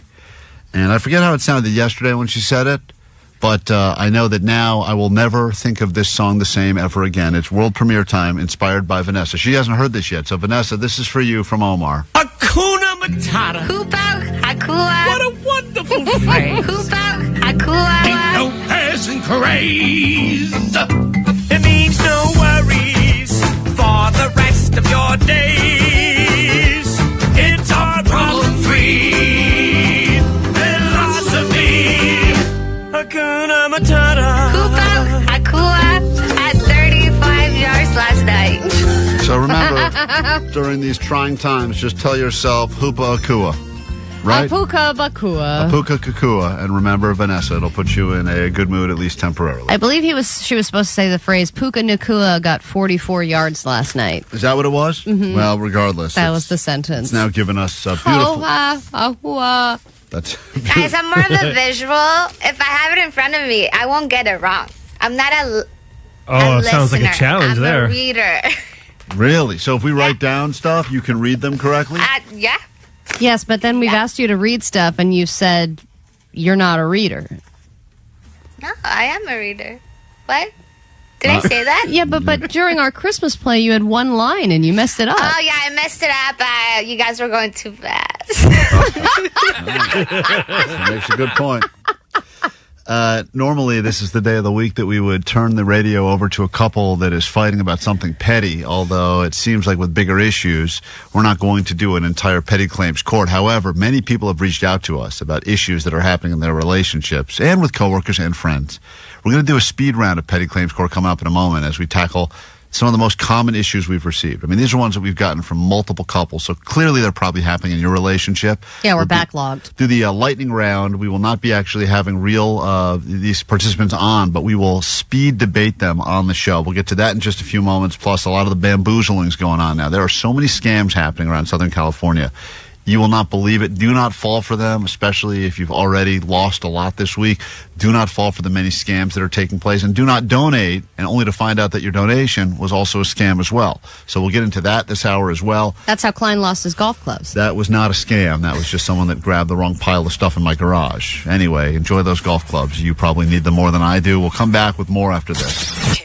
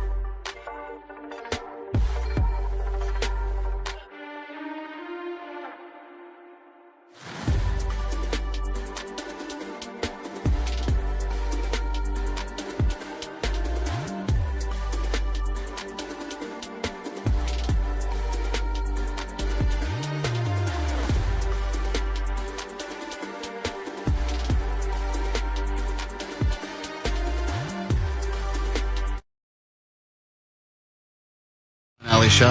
In just a few moments, going to talk to someone who is doing their part to help feed the community right now as we are continuing to rebuild post-fires, even though fires are still burning. Also, as you know, usually when times are more normal in Southern California, at least once a week, we give some of our airtime to couples that are fighting about something that may seem petty, but usually people get very heated when we do Petty Claims Court on KROQ. And we decided, there's actually a story that's gone rather viral. It sounds like a Petty Claims Court issue. And then it brought to our attention all of the many, like I would say, the top 5 most common things we get reached out to by couples when they want to come on KROQ and argue. But this story that went viral, perhaps you've seen it because it was trending, was a woman that was upset because her husband showered at night before bed. And she said to him basically, hey, can you shower earlier because you're waking me up when you go shower? He liked to do the last thing before bed shower. It brings up an issue of the first person going to bed. What do they expect? Do they expect the entire house to be quiet for you? Right. But if you go to bed early, like my wife showers before bed, but I tell her to wait until I'm at least an hour into my sleep so that I'm out like a light. In a deep sleep. Yeah, so that she won't. Because if it's like me, I'm about to fall asleep and then boop, the shower goes on. You're not going to go to sleep. And is the person, respecting the sleep? Like if you are someone that has an odd sleep schedule, I mean, they say, not all couples go to sleep at the same time. A lot of them don't. A lot of times it's impossible based on work schedule, have more stuff you got to do. Woman's got to clean, Allie, right? Yeah. It's understandable. There's things that have to happen. But this is, divided the internet, like all people that say, let the guy shower when he wants to shower. And other people say he's not being a good partner if he's not respecting your sleep. Meanwhile, she's going to sleep at like 8:30, which seems very early, even for our job. If you are going to bed at that hour, you cannot expect the house to be that quiet because everyone is still doing stuff at that time. And by that, I would say the rules are respect the sleep. You don't need to respect the nap. Well, Jake would argue with that because that guy his nap's important. His nap is more important. Yeah, but if someone's, I'm going to go to bed, whatever, at 1 o'clock, 2 o'clock, that's the middle of the day when people are actively doing projects and things in the house. Jake doesn't take naps. He has 2 sleeps, though. Yeah, he's 2 sleeps. Because a nap, to me, a nap has got to be under an hour for it to be a nap. Totally. He's taking a 3-hour siesta. I mean, it's a full-blown sleep. The first sleep is the most important sleep because I sleep until I just wake up naturally. Let's try to solve some of these problems because we cannot possibly have all these people on for Petty Claims Court. So let's do a quick lightning round of some of the many complaints that have been brought to us by couples all over Southern California. And love to get your thoughts on these as well on the text line and the phones at 800-520-1067. Here we go. In the legal system, cases are tried from Supreme Courts to small claims court. But what about stuff that's too small for small claims court? This is Petty Claims Court. It's probably the number one. We get this weekly, and I don't know if you've ever actually battled it out on the radio, but this is my partner. I always ask my partner what she wants for dinner, and she'll say, I'm up for anything, and then whatever I suggest gets immediately vetoed. I am having a harder and harder time with this. We had a few places that we decided on, and then we veered away from those places, and now it is just chaos. Like you had your go-tos. If you're doing sushi, it's this place. You're doing pizza, it's this place. And then all of a sudden, that place wasn't a good place anymore. Oh, and now terrible. It is just, but she doesn't want to make the decision. I have to make the decision, but she already knows. Like, she's eliminated all but 3 options, already. And then you have to fish out the right one. But the argument, which I'm sure happens to many couples eventually, even groups of friends, right? The whole, what do you want tonight? Oh, I'm fine. I don't care. Yes, you do. Right, that's the thing. Don't say you don't care because you do care. You just don't want to go through the effort of making the decision. No one wants to be the person to be blamed for that, which is why that viral trend started, where everyone was having the the Uber Eats or the DoorDash parties, where everyone was just ordering their own thing, and Uber there was a big roulette. surprise. Right, exactly. Moving on. We get this a lot too. This is the person in the relationship that will, quote, be responsible for the mail. They'll bring it in, they'll pile it up, but they'll never actually go through it, or it'll just get thrown into a drawer. Never sorted. That seems to happen quite a bit. I don't know how that gets decided, whose job it is to go through. If your name's on the envelope, I guess it's your responsibility, right? Unless someone takes on the... I would think that the person who brings in the mail has every right to set it on the counter and walk away. And it's the rest of the house's responsibility to pick through what's relevant to you. Going through the mail is annoying. 90% of it is trash. So I do a narrow down, but I don't know what... You can eliminate all the... everything, every grocery store brochure you got, and then like... No, I keep all those. Oh, you keep all those. Always a coupon cutter. That's right. What about This person, Amy, has reached out to us, but we've gotten a variation of this before. Says it sounds good to everything, and that could be the food thing, could be any plans, any activities, just the general. Sounds good, sure. Yeah, but then you have no opinion.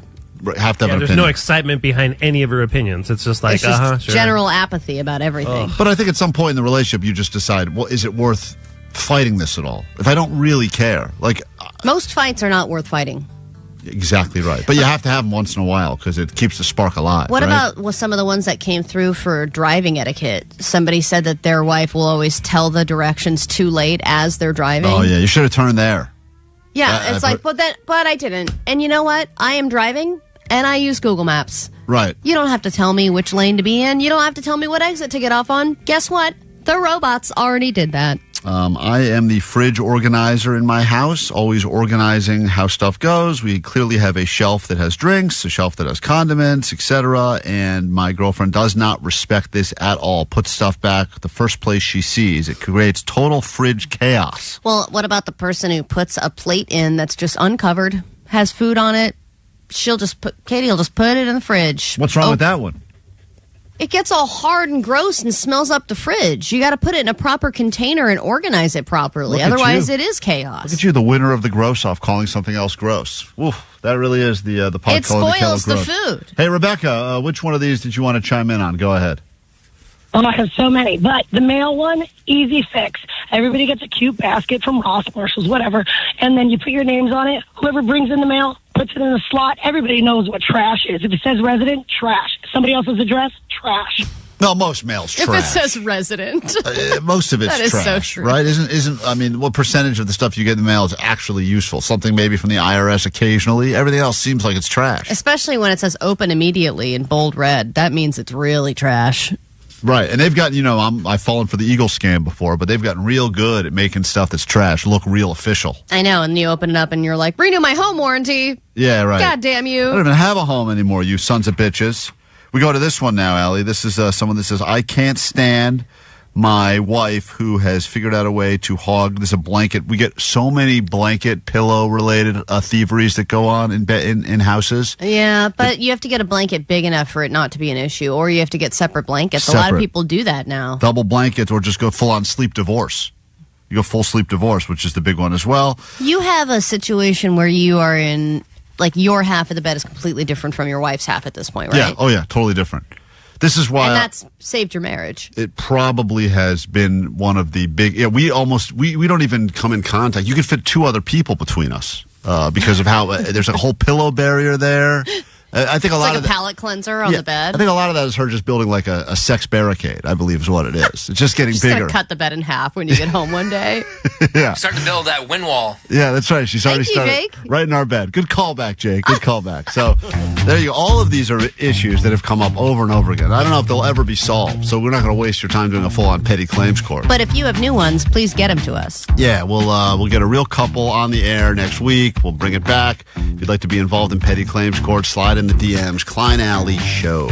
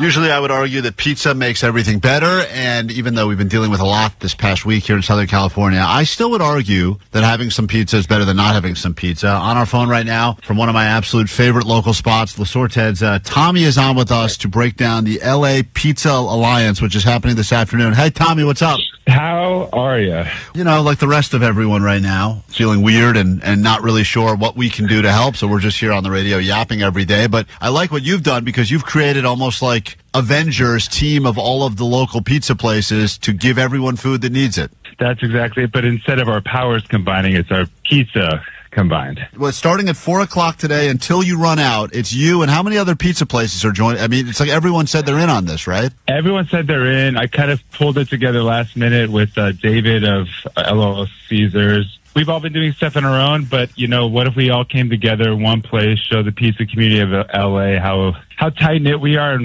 and really what happens when a bunch of small businesses come together for our city. Well, it seems like, you know, I would think in the restaurant world there is competition because there are a million different places to get great food. But when it comes to pizza, it's like you have competition, but you also are all friends with each other. Getting into this business, that was a pandemic pop-up.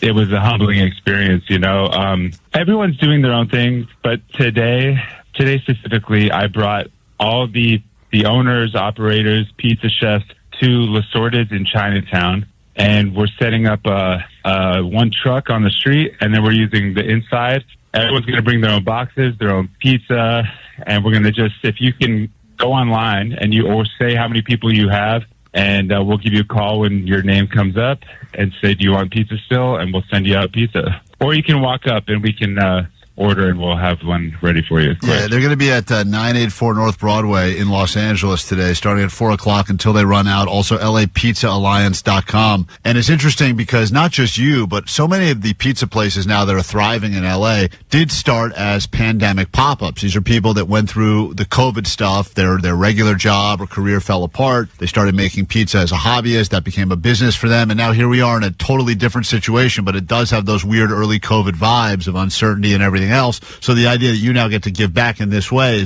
is kind of poetic. I live right on the border of Altadena and Pasadena, and the day after the fire, I was driving home to just make sure everything was still intact and to grab some more stuff for our baby. And I had something in my gut that took me right back to COVID. And it was like, same but different situation, to just step up and bring people together and do something, you know?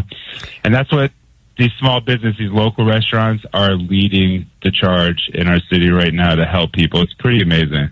Well, I think everybody, you know, like Klein was saying, has been affected by this, and we're all going to process it in different ways. But I think what's really important is that we all eat our feelings, and you're helping us do that, Tommy. Yes, I learned, I'm quite a stress eater myself. Yeah. Stress eating is, as I said, our next big epidemic is going to be all of the overweight firefighters because we've been feeding them so many meals over the past few days, and they deserve it. This is Tommy representing La Sorted's, the Pizza Alliance, the LA Pizza Alliance. It's tons of places, including some of the the best ones. Ozzy, some of our friends are on this. Ozzy's, D-Town, places that have done our pizza in a bands before here at KROQ. They're trying to feed everyone who needs a pizza. Evacuees, if you've been evacuated, obviously first responders, firefighters, no shortage of places stepping up. But it's always interesting when people find new ways to do it, and that's happening today specifically. And be honest about whether or not you're a victim, okay? Because people I've heard that people have been going into some of these places and saying they're affected when they're not. Yeah, we're just running off the honor system. If you say you need it, we got you, you know? So once again, LAPizzaAlliance.com. We'll post it all up on our socials. This is a great way of local businesses, small businesses, helping out the greater community of Los Angeles. Tommy, thanks for joining us on KROQ, and thanks for making great pizza, dude. Thanks so much for having me, guys. Have a great day. Take care.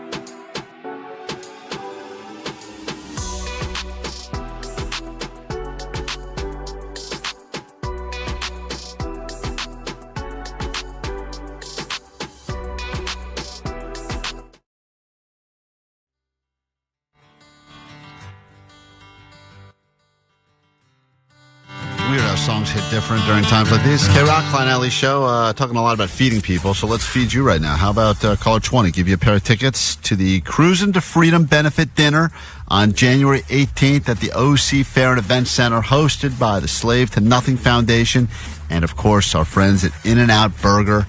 Caller 20. Let's go ahead and give you something to look forward to, because we could all use that right around now. Back in a second, we got your ADD news. We get into a brand new hour of the show, complete with your bamboozled. Scams aplenty, popping up all over the place. Do not fall for them. I say this as someone who's fallen for many scams. Listen closely. We'll come back with your news and your bamboozled, and a big winner after this. Klein Alley Show.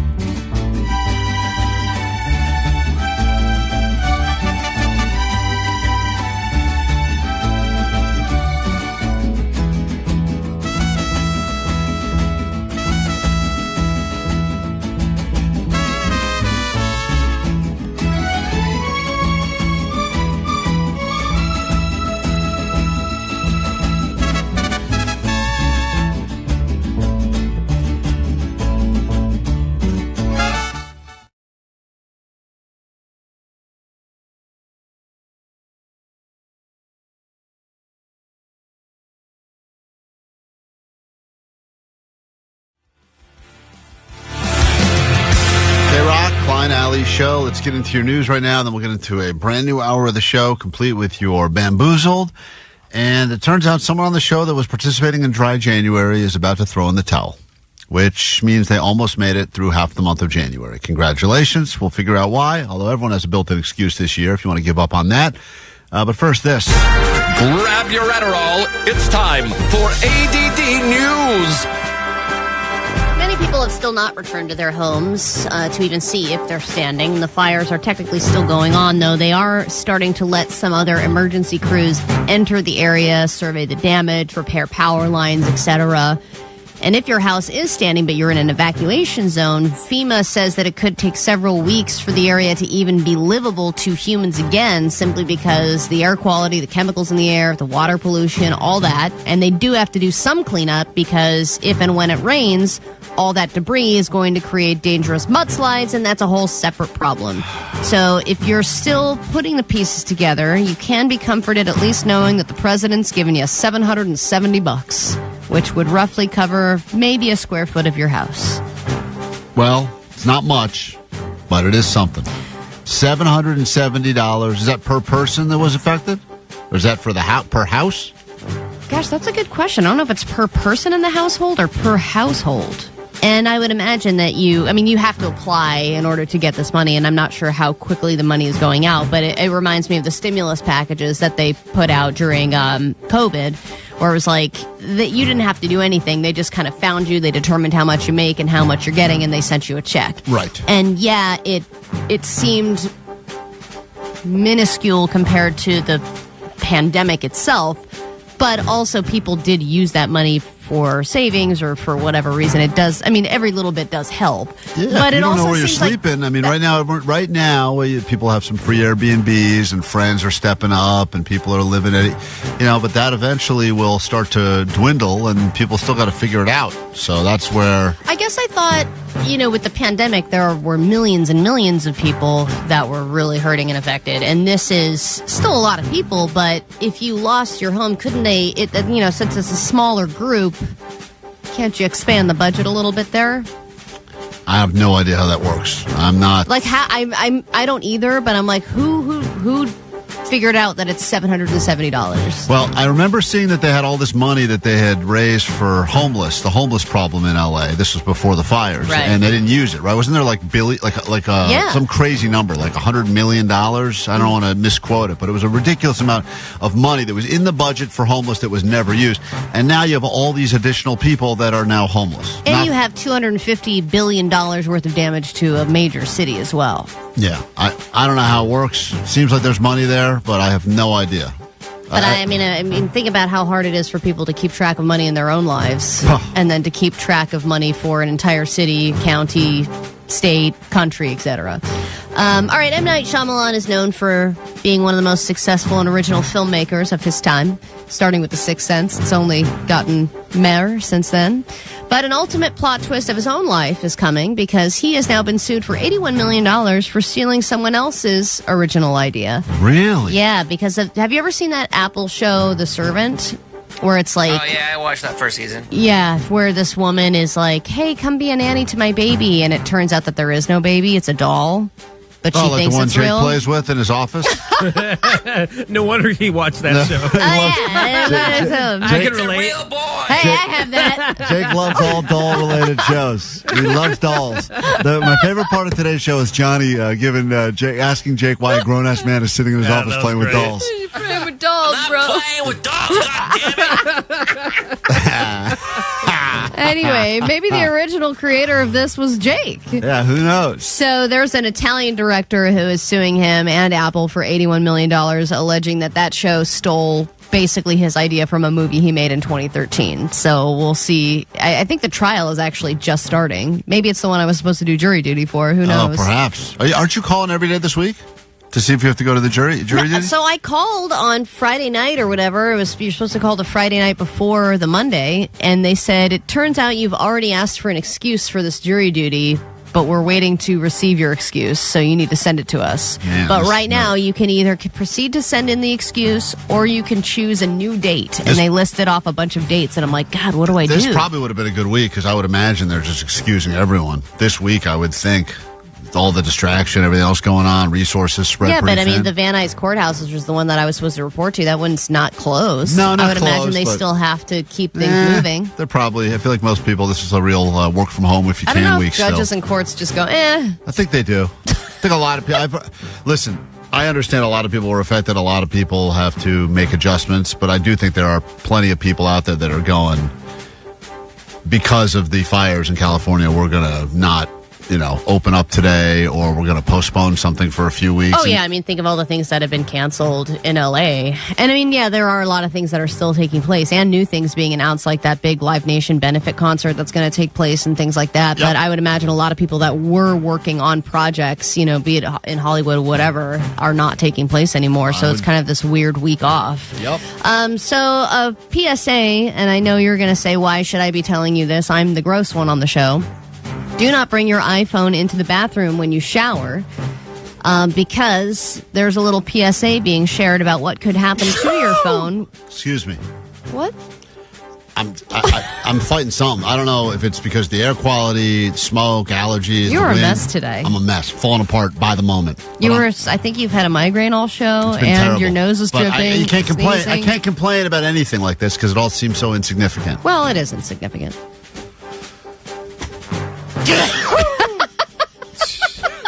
Excuse me. That was like a Looney Tunes level. You kicked the air. I thought you were going to fly out of your seat. You're like a rocket. I got to go home. I got to get out of here. So if you shower with your phone next to you, there could be mold developing in between your phone and your iPhone case, because there was a video that's been shared millions of times at this point where somebody's phone, they took their phone case off and there's black mold building between the phone case and the phone, because if you think about all the steam and all the water droplets that are getting into your phone while you shower, then those droplets have a nice beautiful place to fester and create disgusting mold bacteria. Yep. And that's building up in your phone, and then you're holding your phone 90% of the time, and that's going to end up all over you. Mold up to your face all day, every day. And that's the grossest person on the show who's giving you a warning about mold. So pay attention. If Allie brings this up, it's a big deal. All right, let's give away some tickets. Make someone's day a little bit better, shall we? You going to give us a three-peat with your sneeze? Or I you hope good? not. Alex, good morning. Hey, good morning, Klein. Thanks for putting Good up with morning, us guys. here at KROQ. How about a pair of tickets for you? Cruising to Freedom Benefit Dinner, January 18th, the OC Fair Event Center, hosted by the Slave to Nothing Foundation and our friends at In-N-Out Burger. You know you'll be eating well. Hold on, all right? Awesome, man. Thank you, guys. Thanks for putting up with us. Thanks for listening to the show. Yes, Allie? I just wanted to share this. 323 said the 770 FEMA allotment is a short-term solution, and that is set by Congress, and more money will become available later on. All right. So it's like an interim Hopefully payout. you get what you need, and the scammers don't try to take it all. We'll get into that coming up with some Bamboozled as we kick off a new hour next. KROQ.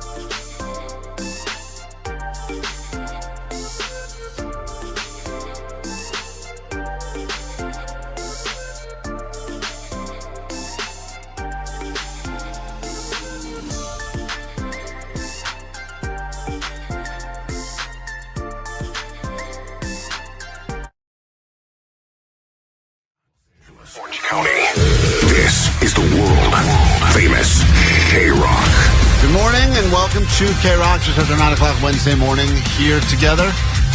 You need us. We are mid-Miracle Mile, the heart of Los Angeles, California. Proud to say that, say it a lot. Don't necessarily think of the gravity of saying something like that now while the rest of the nation, world looks in this general direction. And it is an honor to be spending some time with you this morning. Yeah. Not just you first responders, firefighters, and families of firefighters, just regular Angelinos that are, we're going through this together. And we are here. If you need us at 800-520-1067. In fact, some people appreciate Allie, even though all we're doing, listen, in the scheme of things, we're doing nothing. But some people do appreciate what we've attempted to do, at least. Hey, good morning. Okay, you're talking about people helping those who have been affected by the fires and everything. And yeah, I would share the old cliche, I'd give him the shirt off my back. Well, Klein offered to get his underwear. His underwear! How much more giving can you get? All right, have a good day. You guys all made me feel like I was a terrible person because I offered to give my buddy who lost everything. He was wearing the same sweatpants, sweatshirt for 4 days. I said, help yourself. And I put a bag together, including some of my used underwear. I don't have new underwear standing by, so I gave him some used. And you guys made me feel bad about it. Well, because think about if somebody, left with only the clothes on their back or whatever. It's not like their next choice is to then go around in used underwear. They'd rather just go buy new underwear. Yeah, but the guy didn't even have his wallet. It all burned he had nothing. So he got to wait for credit cards to get replaced. He was telling me. Oh, man, he didn't even have his wallet? No, in fact, one of the worst things I was asking him, because he's all, today, or, the last few days, it's all about the regret of the stuff he didn't grab that he could have grabbed, And some of it I probably shouldn't talk about on the radio because it's probably personal to him, but he did mention that he had, a shoebox that he had put every time he had, an extra 20 in his pocket, he would just kind of keep, an emergency cash stash in case he needed it. And he said it was probably, in his estimation, a few $1,000s that he'd kind of put together. That was if you need cash quickly, and he said that all burned up. So that's terrible because that you're not going to get back, at all. Yeah. Or what about all the people that bought that Costco gold? Oh, man, the Costco gold. Ugh. Some people were saying, hey, what about all the P. Diddy evidence that probably got burned up? Yeah. Well, let's look to that guy. Where was he when this whole thing started, huh? Just saying. There's all these people now that are donating. He was in jail, dude. Well, whatever. There's a lot of people that are that are donating because they're good people. Allie, and there's things that we still need, and pet supplies. You try to donate that and failed, and clothing, and water, and just talk to the great LA Pizza Coalition that's taking place later today. And restaurants are doing a ton to help feed people and just give them one less thing to stress about. But apparently, there's a lot of stuff people are trying to donate that nobody wants or needs.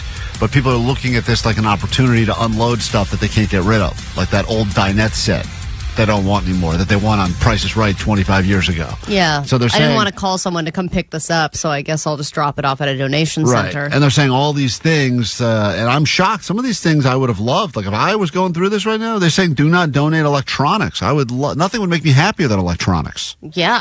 New or old. Yeah, Mine are so outdated. Right, I'll take electronics, but they're saying even used clothing that's in bad condition, stained stuff, stuff where you're like, someone would probably wear that, but do they want to wear it? Right. No. And I was talking to a buddy that's been going and helping out at one of the sorting centers, and they're going through just bags and bags of clothing. And they have to separate it according to size, gender, all that stuff. And he said you'd be shocked at how much of the clothing is just beyond gross. It's stuff that clearly someone wore one last time and goes, I'm just not going to chuck it, but I'm going to throw it in this bag. And that's just, maybe people didn't go through. They think they're doing a good thing because they are donating. So you should be doing good things, but also don't bring your gross stuff. Don't bring pretty much trash. Right.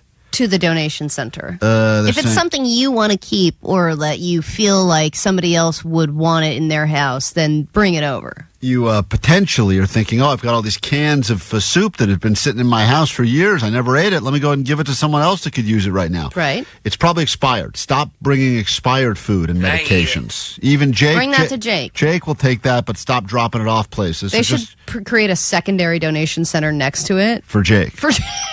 Just stuff that they don't want at that donation center. Those people don't want it. And then the other one that they're saying they're getting a lot of that they don't need is anything that's just large and bulky. Because right now it's just, What's wrong with large and bulky? Don't fat shame people's donations. That's what we're getting. Come on. Ryan, you're on KROQ. Good morning, Ryan. What's up? Hey, good morning, Klein. Hey, I was just calling because everything about the fire is going on. My wife's been volunteering up there in Altadena, and I heard you guys talking about bamboozle about to be going on. And she said that she actually heard there were people up there, I can't believe this, offering families who lost their homes like $300K just to buy them out.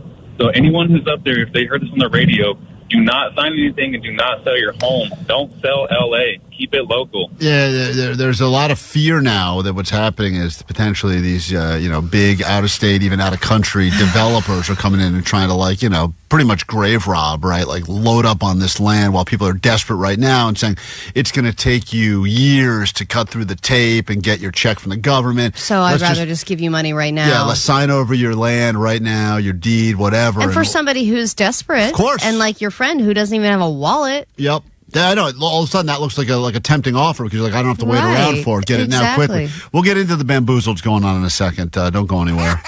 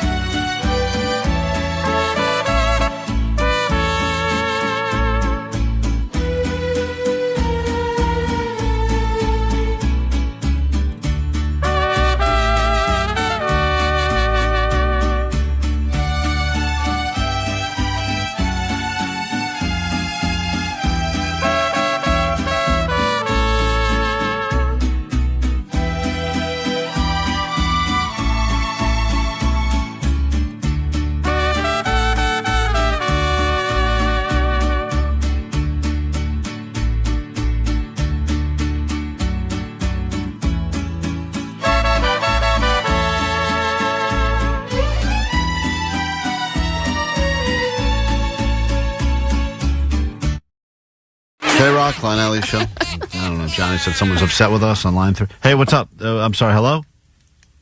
Klein, you are in so much trouble right now. You said some discrimination toward homeless people. Like, seriously? Did you even comprehend what you were saying? Take the money that the government gave to house the mentally ill and the disabled that's been homeless on the streets for what, tens of years? That we should just leave them in the well, hold on. You can't curse. If you curse, I can't let. You're out. Hey, listen. Is this the woman that hates Jake too, or loves Jake? It sounds like. Yeah, it is. Oh, this is the same woman. You also hate Hosier? Dude, you owe homeless people an apology. Trying to take their money. I didn't. Take care of homeless people and mentally ill. If you listen, Think first of all, about what Reagan did. I listen. I cannot have a conversation with you if you cannot listen. I didn't say that, and that's fine because you're going to hear what you want to hear. I said that there was a bunch of money that was unspent. You take that money to take care of people who already have jobs, to take care of people who are living in Bel Air and Palisades. They got money. What about the people who are running around starving? What about them? Listen, I don't control how the state spends and does not spend the money. But when they had a bunch of money that was allocated for homeless and it was unspent, what ends up happening when you don't spend the money in the fiscal year is that money doesn't usually carry over. It gets taken by a different department. Now you have another problem on our hands as well. And ironically, it's another problem that results in other people being homeless that will also have mental illness as a result of this. Just so you understand. Oh, she's gone. Great. She hung up. Pieces of shit. Okay, that's the same person. She's back. Oh, where is she? No, she's over there. Those are clips of her. I'm so torn on this woman because I love it when she calls and complains about Hosier and don't bully Jake and this and that. But then when she takes things, she misconstrued what you were saying. But I do think we should take money. Let me just make this very clear. Klein, I think we should take money from homeless people and give them to people in Pacific Palisades. No. That's all of you need to stop it. Stop it. Oh, there she is again. All right. Well, anyway, I was really hoping this wouldn't turn into a screaming match because that was all of our time for Bamboozled. So we're going to have to do that afterwards. Someone give that woman some money. She definitely sounds like she needs it for sure. I mean, I don't know, Jake. Give her $770. Jake, she's your biggest supporter, that woman. So why don't you talk some sense into her? I think she's trying to get money from me. Oh, is that what she wants? Well, because I live in a shack. You've come to the wrong place. You've absolutely come to the wrong place. Now I'm confused. We have to take a quick break. We'll be back in a second. If you need something, we're here, 800-520-1067. And if you want to yell at us, we're here for that as well. We'll take all calls, good, bad, and otherwise. More show next.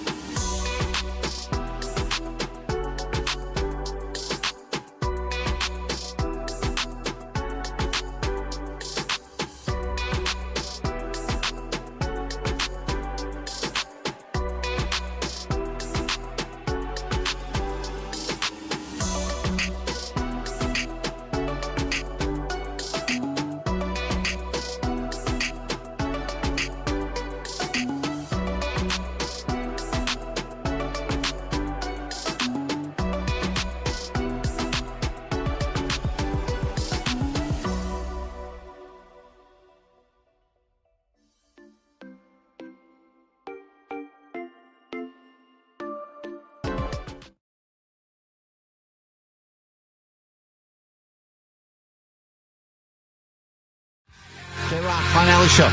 Very active text line, very active phones, 800-520-1067. JC, you're on K-Rock. Good morning. Hi.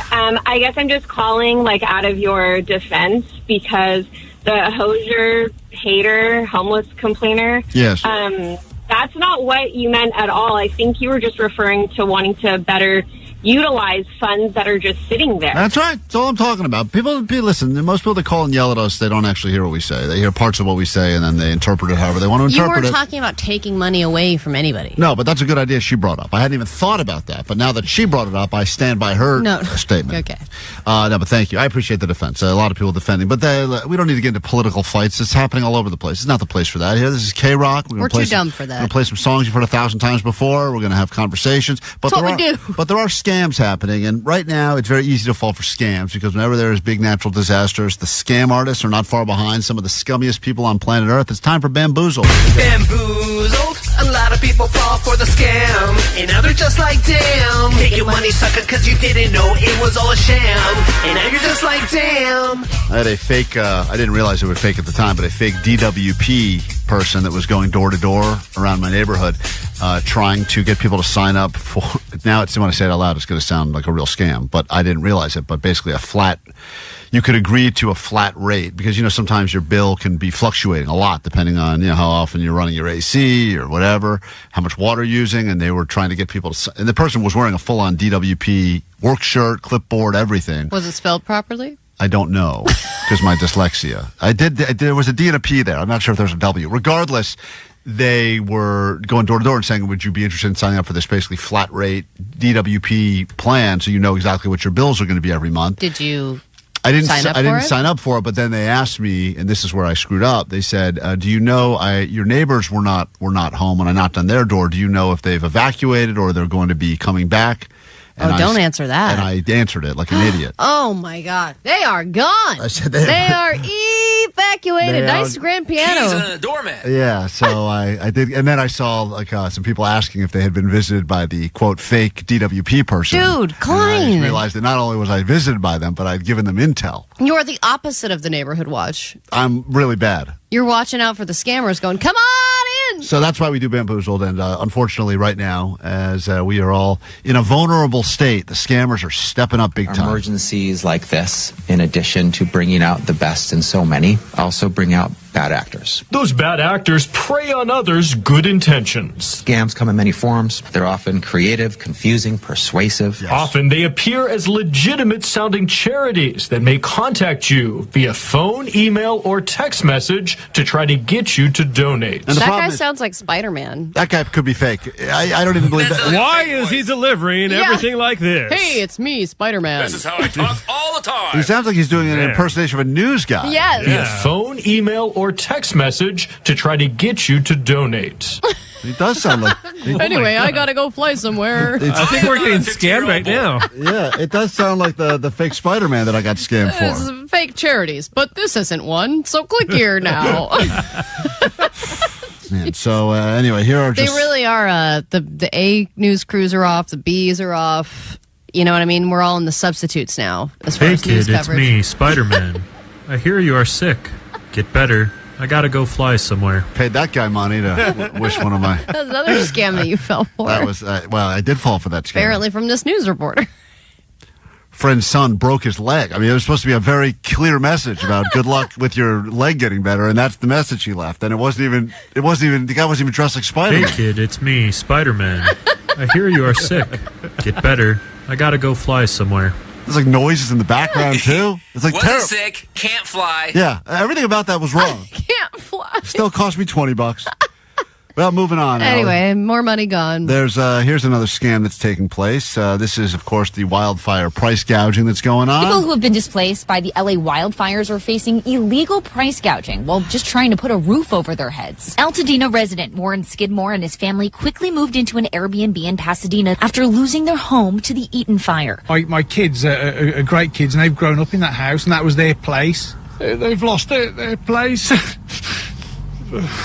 While trying to find more permanent housing, they noticed the price of the Airbnb they're currently staying in went up significantly for next week. 43.2%. Whoa. Oh, my God. That is a full-on price gouge. And we were just talking to your friend about that yesterday. Yeah, he said anything over 10% is considered gouge. I mean, you shouldn't raise the price at all. In fact, I've seen some people doing very nice things. Some people that have extra properties or have places that are usually rentals, some of them are just giving them away for if they have the ability to do that, the luxury to do that, just saying, take a place. I saw people offering places out of state, too, saying, look, I don't have an extra apartment or house in Los Angeles, but I do have a place in wherever it is, Palm Springs or whatever. If you want to take it and live there with your family while you figure it out for a while, take it. I mean, some of that is beautiful when you see that. That's called price gouging. And during a state of emergency like there is currently in effect in Ventura County and Los Angeles County, it is illegal. So price gougers, beware. Then there's this scam, Allie. This is, of course, I expect that we'll be seeing a lot of this in the near future. Fire victims can also become victims a second time around. Experts warn that disaster zones are hotbeds for scam artists. 2 on your sides, Christine Lazar shows you what to look out for.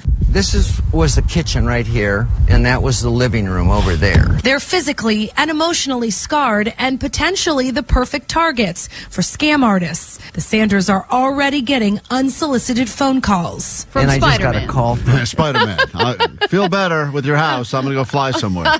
This is contractor scams that have already started now. From somebody that wanted to come up and clear my land and talk to me about construction. Sanders turned them away. Consumer experts tell 2 on your side it was the right move. People feel very vulnerable, so they're willing to sign anything just to get on with their lives. The Better Business Bureau says when people are the most vulnerable, scam artists up their game. The biggest fear I think we see is door to door, because people are outside now, and you might see a contractor or somebody roll up and just start talking to you, engaging you. The BBB says their estimate is usually too good to be true. They say, oh, we were working on a job down the street and we have stuff left over. And in a lot of cases, it may be bad material, shoddy material. Check licenses and references, get at least 3 bids, and don't pay too much up front.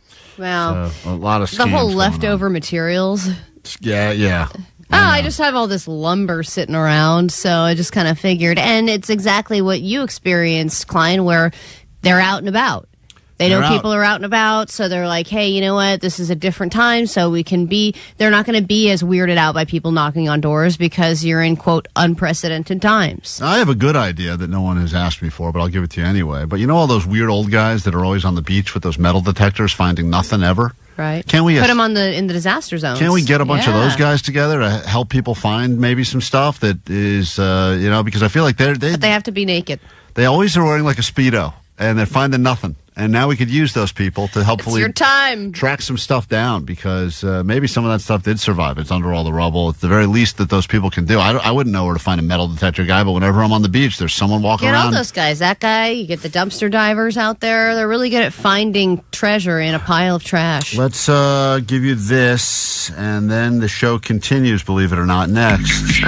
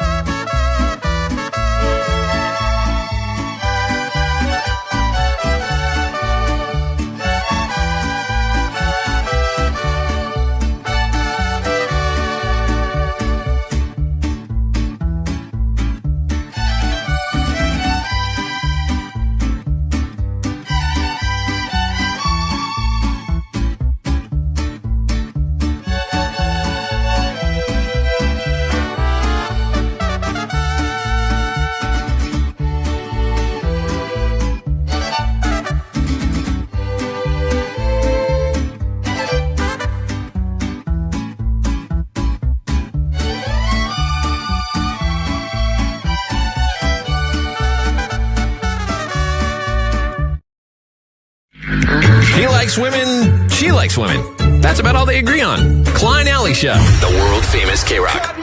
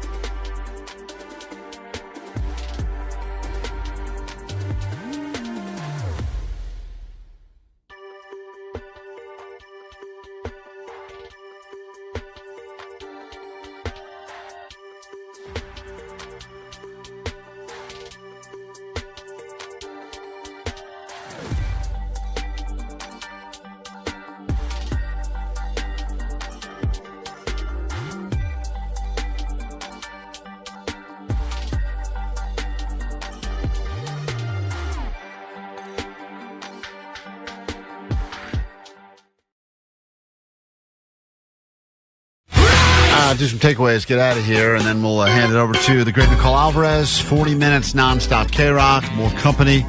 If you need us, the GOAT line will remain open 24/7, 365. That number's 844-956-GOAT. Today is Wednesday, which means we give you a bonus show. It's called Klein Alley Showtime.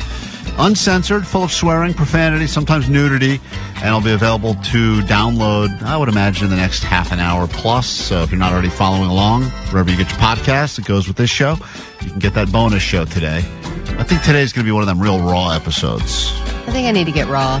Yeah, real raw. We already learned on the show today that Allie is the grossest, but she tied with Jake, and that's where we kind of came into the show. But if you missed it, I recommend checking out that portion of the show.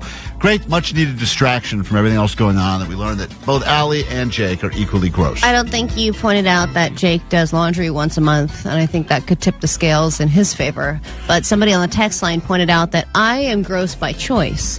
Jake has to be gross because of his condition. Yeah. So therefore, I would get the title officially. Yeah, you are gross by choice, which is disgusting. But also, other people on the text line pointed out that when girls are gross, it's hot. And when guys are gross, it's just gross. You know what? There is something true about that. I can't figure out why that is, and it feels like things should be more even in the year 2025, but it does feel like, yes, women gross is still somehow hot. I don't know why that is.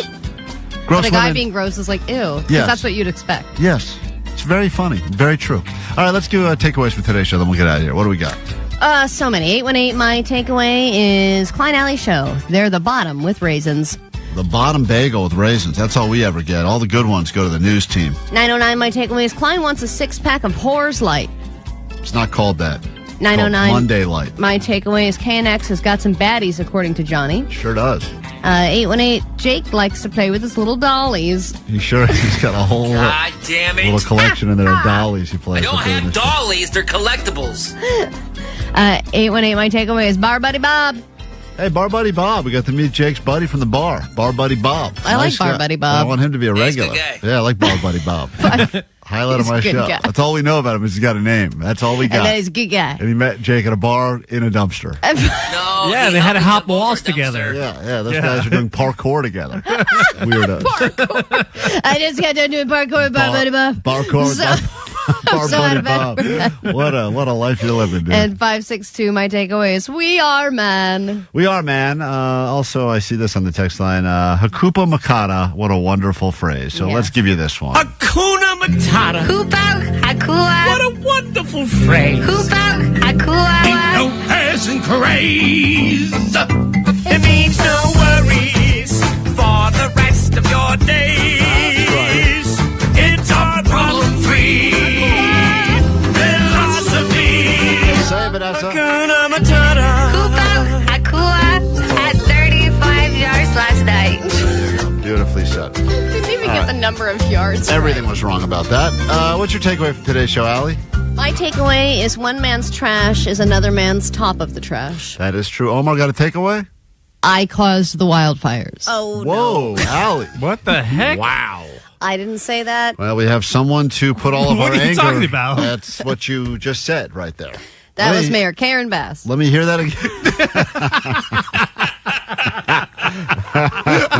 I don't think it sounds like her. Let me hear that Sounds again. uncanny. Let me hear that again. Here we go. I caused the wildfires.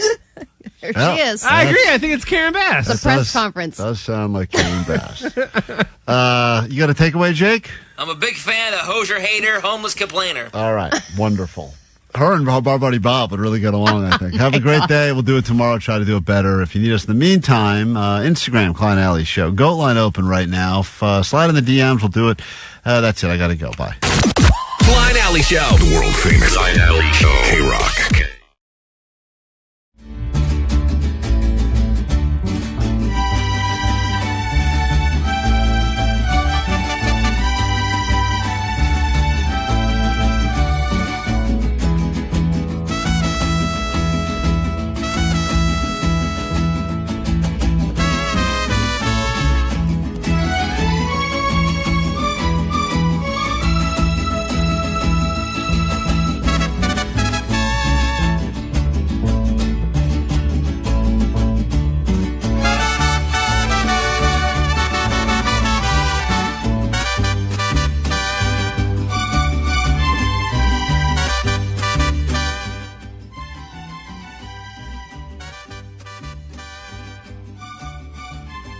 Yeah, Chocolate Thunder, baby. Oh, wait, I have to text him. After, okay, whatever. Vanessa's gonna go text everybody and say, who, Morongo? No, about Prize Picks.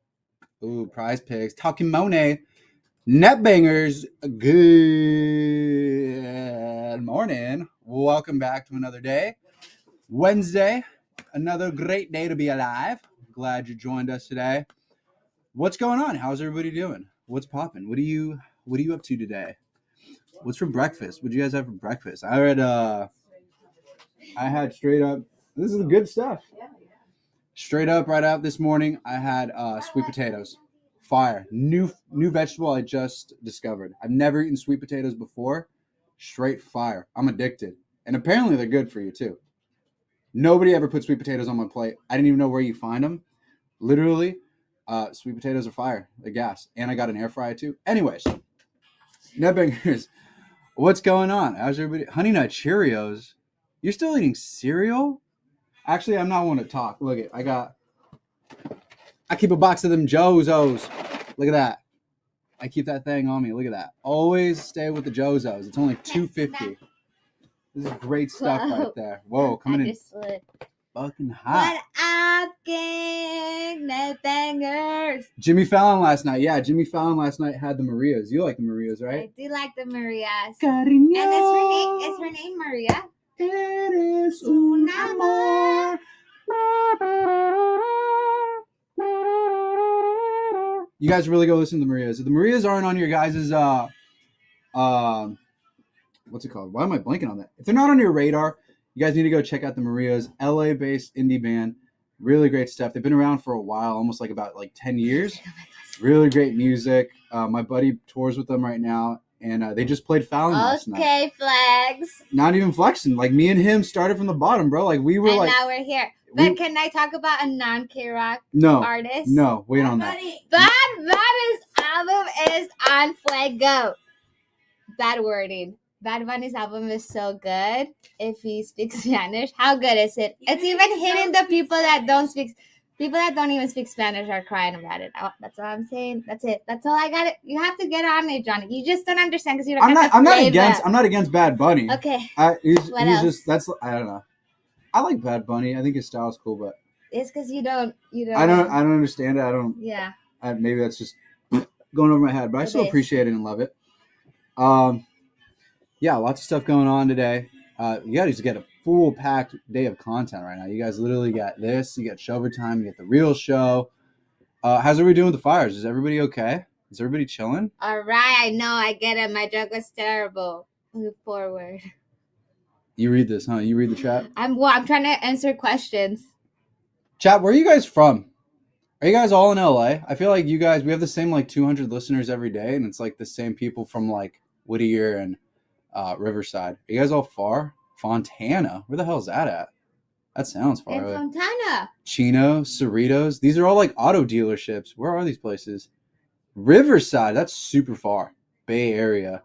Napa. Bay Area. Santa Ana. Oh, Palm Springs. Yo, Dallas, Ontario, Santa Clarita. Arizona. i.e. Santa Clarita. He's right next to Six Flags right there. Wow, you guys are from everywhere. These are not close at all. So when you guys recommend us to go try food places or want us to come to your area, no way. Is pretty close. We're not going to Victorville. We're not going to Fullerton or San Pedro. That's Palmdale. We're not going to Palmdale. That's so far. Is LA far for you guys? You guys should come to us. If we do a show or we have a sound space soon, would you guys travel out and come see us and hang out? And Shabba Ding Dong with us. Burbank. Okay, there we go. Now we're talking. Love that. Glendora. Glendora's not that far. Anyways, what are you guys listening to right now? Oh my gosh. You guys hop in your car right now. Bye, guys. Thank you. I have to do something. Get out. Oh, here, let me push you. Ready? Have a lovely day, guys. Get in your car. Get in your car. Start your engine. Twist the key. I'm ready. Twist the key. I gotta go. Put your blinker on. I gotta go. You're leaving the parking lot. Did you check your left and right? Yeah, check your mirrors. Ready? Here we go.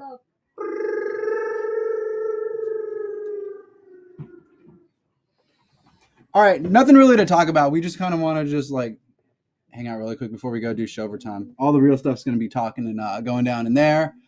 I want to say hello. Check out the show. Thank you very much. Oh, we love you guys. Thank you. Murietta, yes. Thank you. Okay, we're going to go shabba-lubba-ding-dong down the hall really quick, do our thing. What's going on? 224-25. Ooh, good question. The elusive 224-25. All I got to really say, hey, look it. All I really got to say about 02-24-25, don't forget, don't say we didn't warn you, because it's coming. Let me tell you, February 24th, 2025 really is coming, and we want you to be prepared. We want you to stay in the know. We want you to really be there. So you know what? Just save it. Be there. I don't know what it is. They're telling me to save the date. Say it. Singles party. No, we're not Raya. We're not Tinder. We're not here to help facilitate a date for your lonely ass. Get on Hinge for that shit. It's a radio show. We will talk to you guys soon. We will take it away. I'm listening to Claro because you guys don't play her. Yeah, listen to Claro. Listen to Maria's. Listen to Girl in Red. Listen to Hippocampus. Maybe I'll drop a playlist soon. I'll make a playlist that all you guys should listen to if you want some like new, fresh indie music that we don't play on KROQ. Lots of great stuff that's literally on a playlist that I'll put together. NetBangers exclusive. I'll post it on the Klein Alley Show story account and a link to all new music that you guys would really love. I'll be like, NetBangers exclusive. And you guys go check it out, follow it. A lot of good stuff is in that playlist I think you guys would really fuck with. So from my personal taste, let me put you on. Yeah, Toro y Moi. They have a good song called Postman that's really good on there. It'll all be on the playlist. I'll go ahead and link that right now for the NetBangers right there. Check out the story on Instagram at Klein Alley Show, and we'll go ahead and throw it all in there. Fresh playlist for you guys, all right? From me to you, from all of us to you, songs we wish we would have played on KROQ. Enjoy. I will see you guys. Listen to show overtime later today, and we'll be back tomorrow, 6 to 10 a.m. Okay. Justin 2.0. Take it away. Bye-bye. Blah, blah, blah.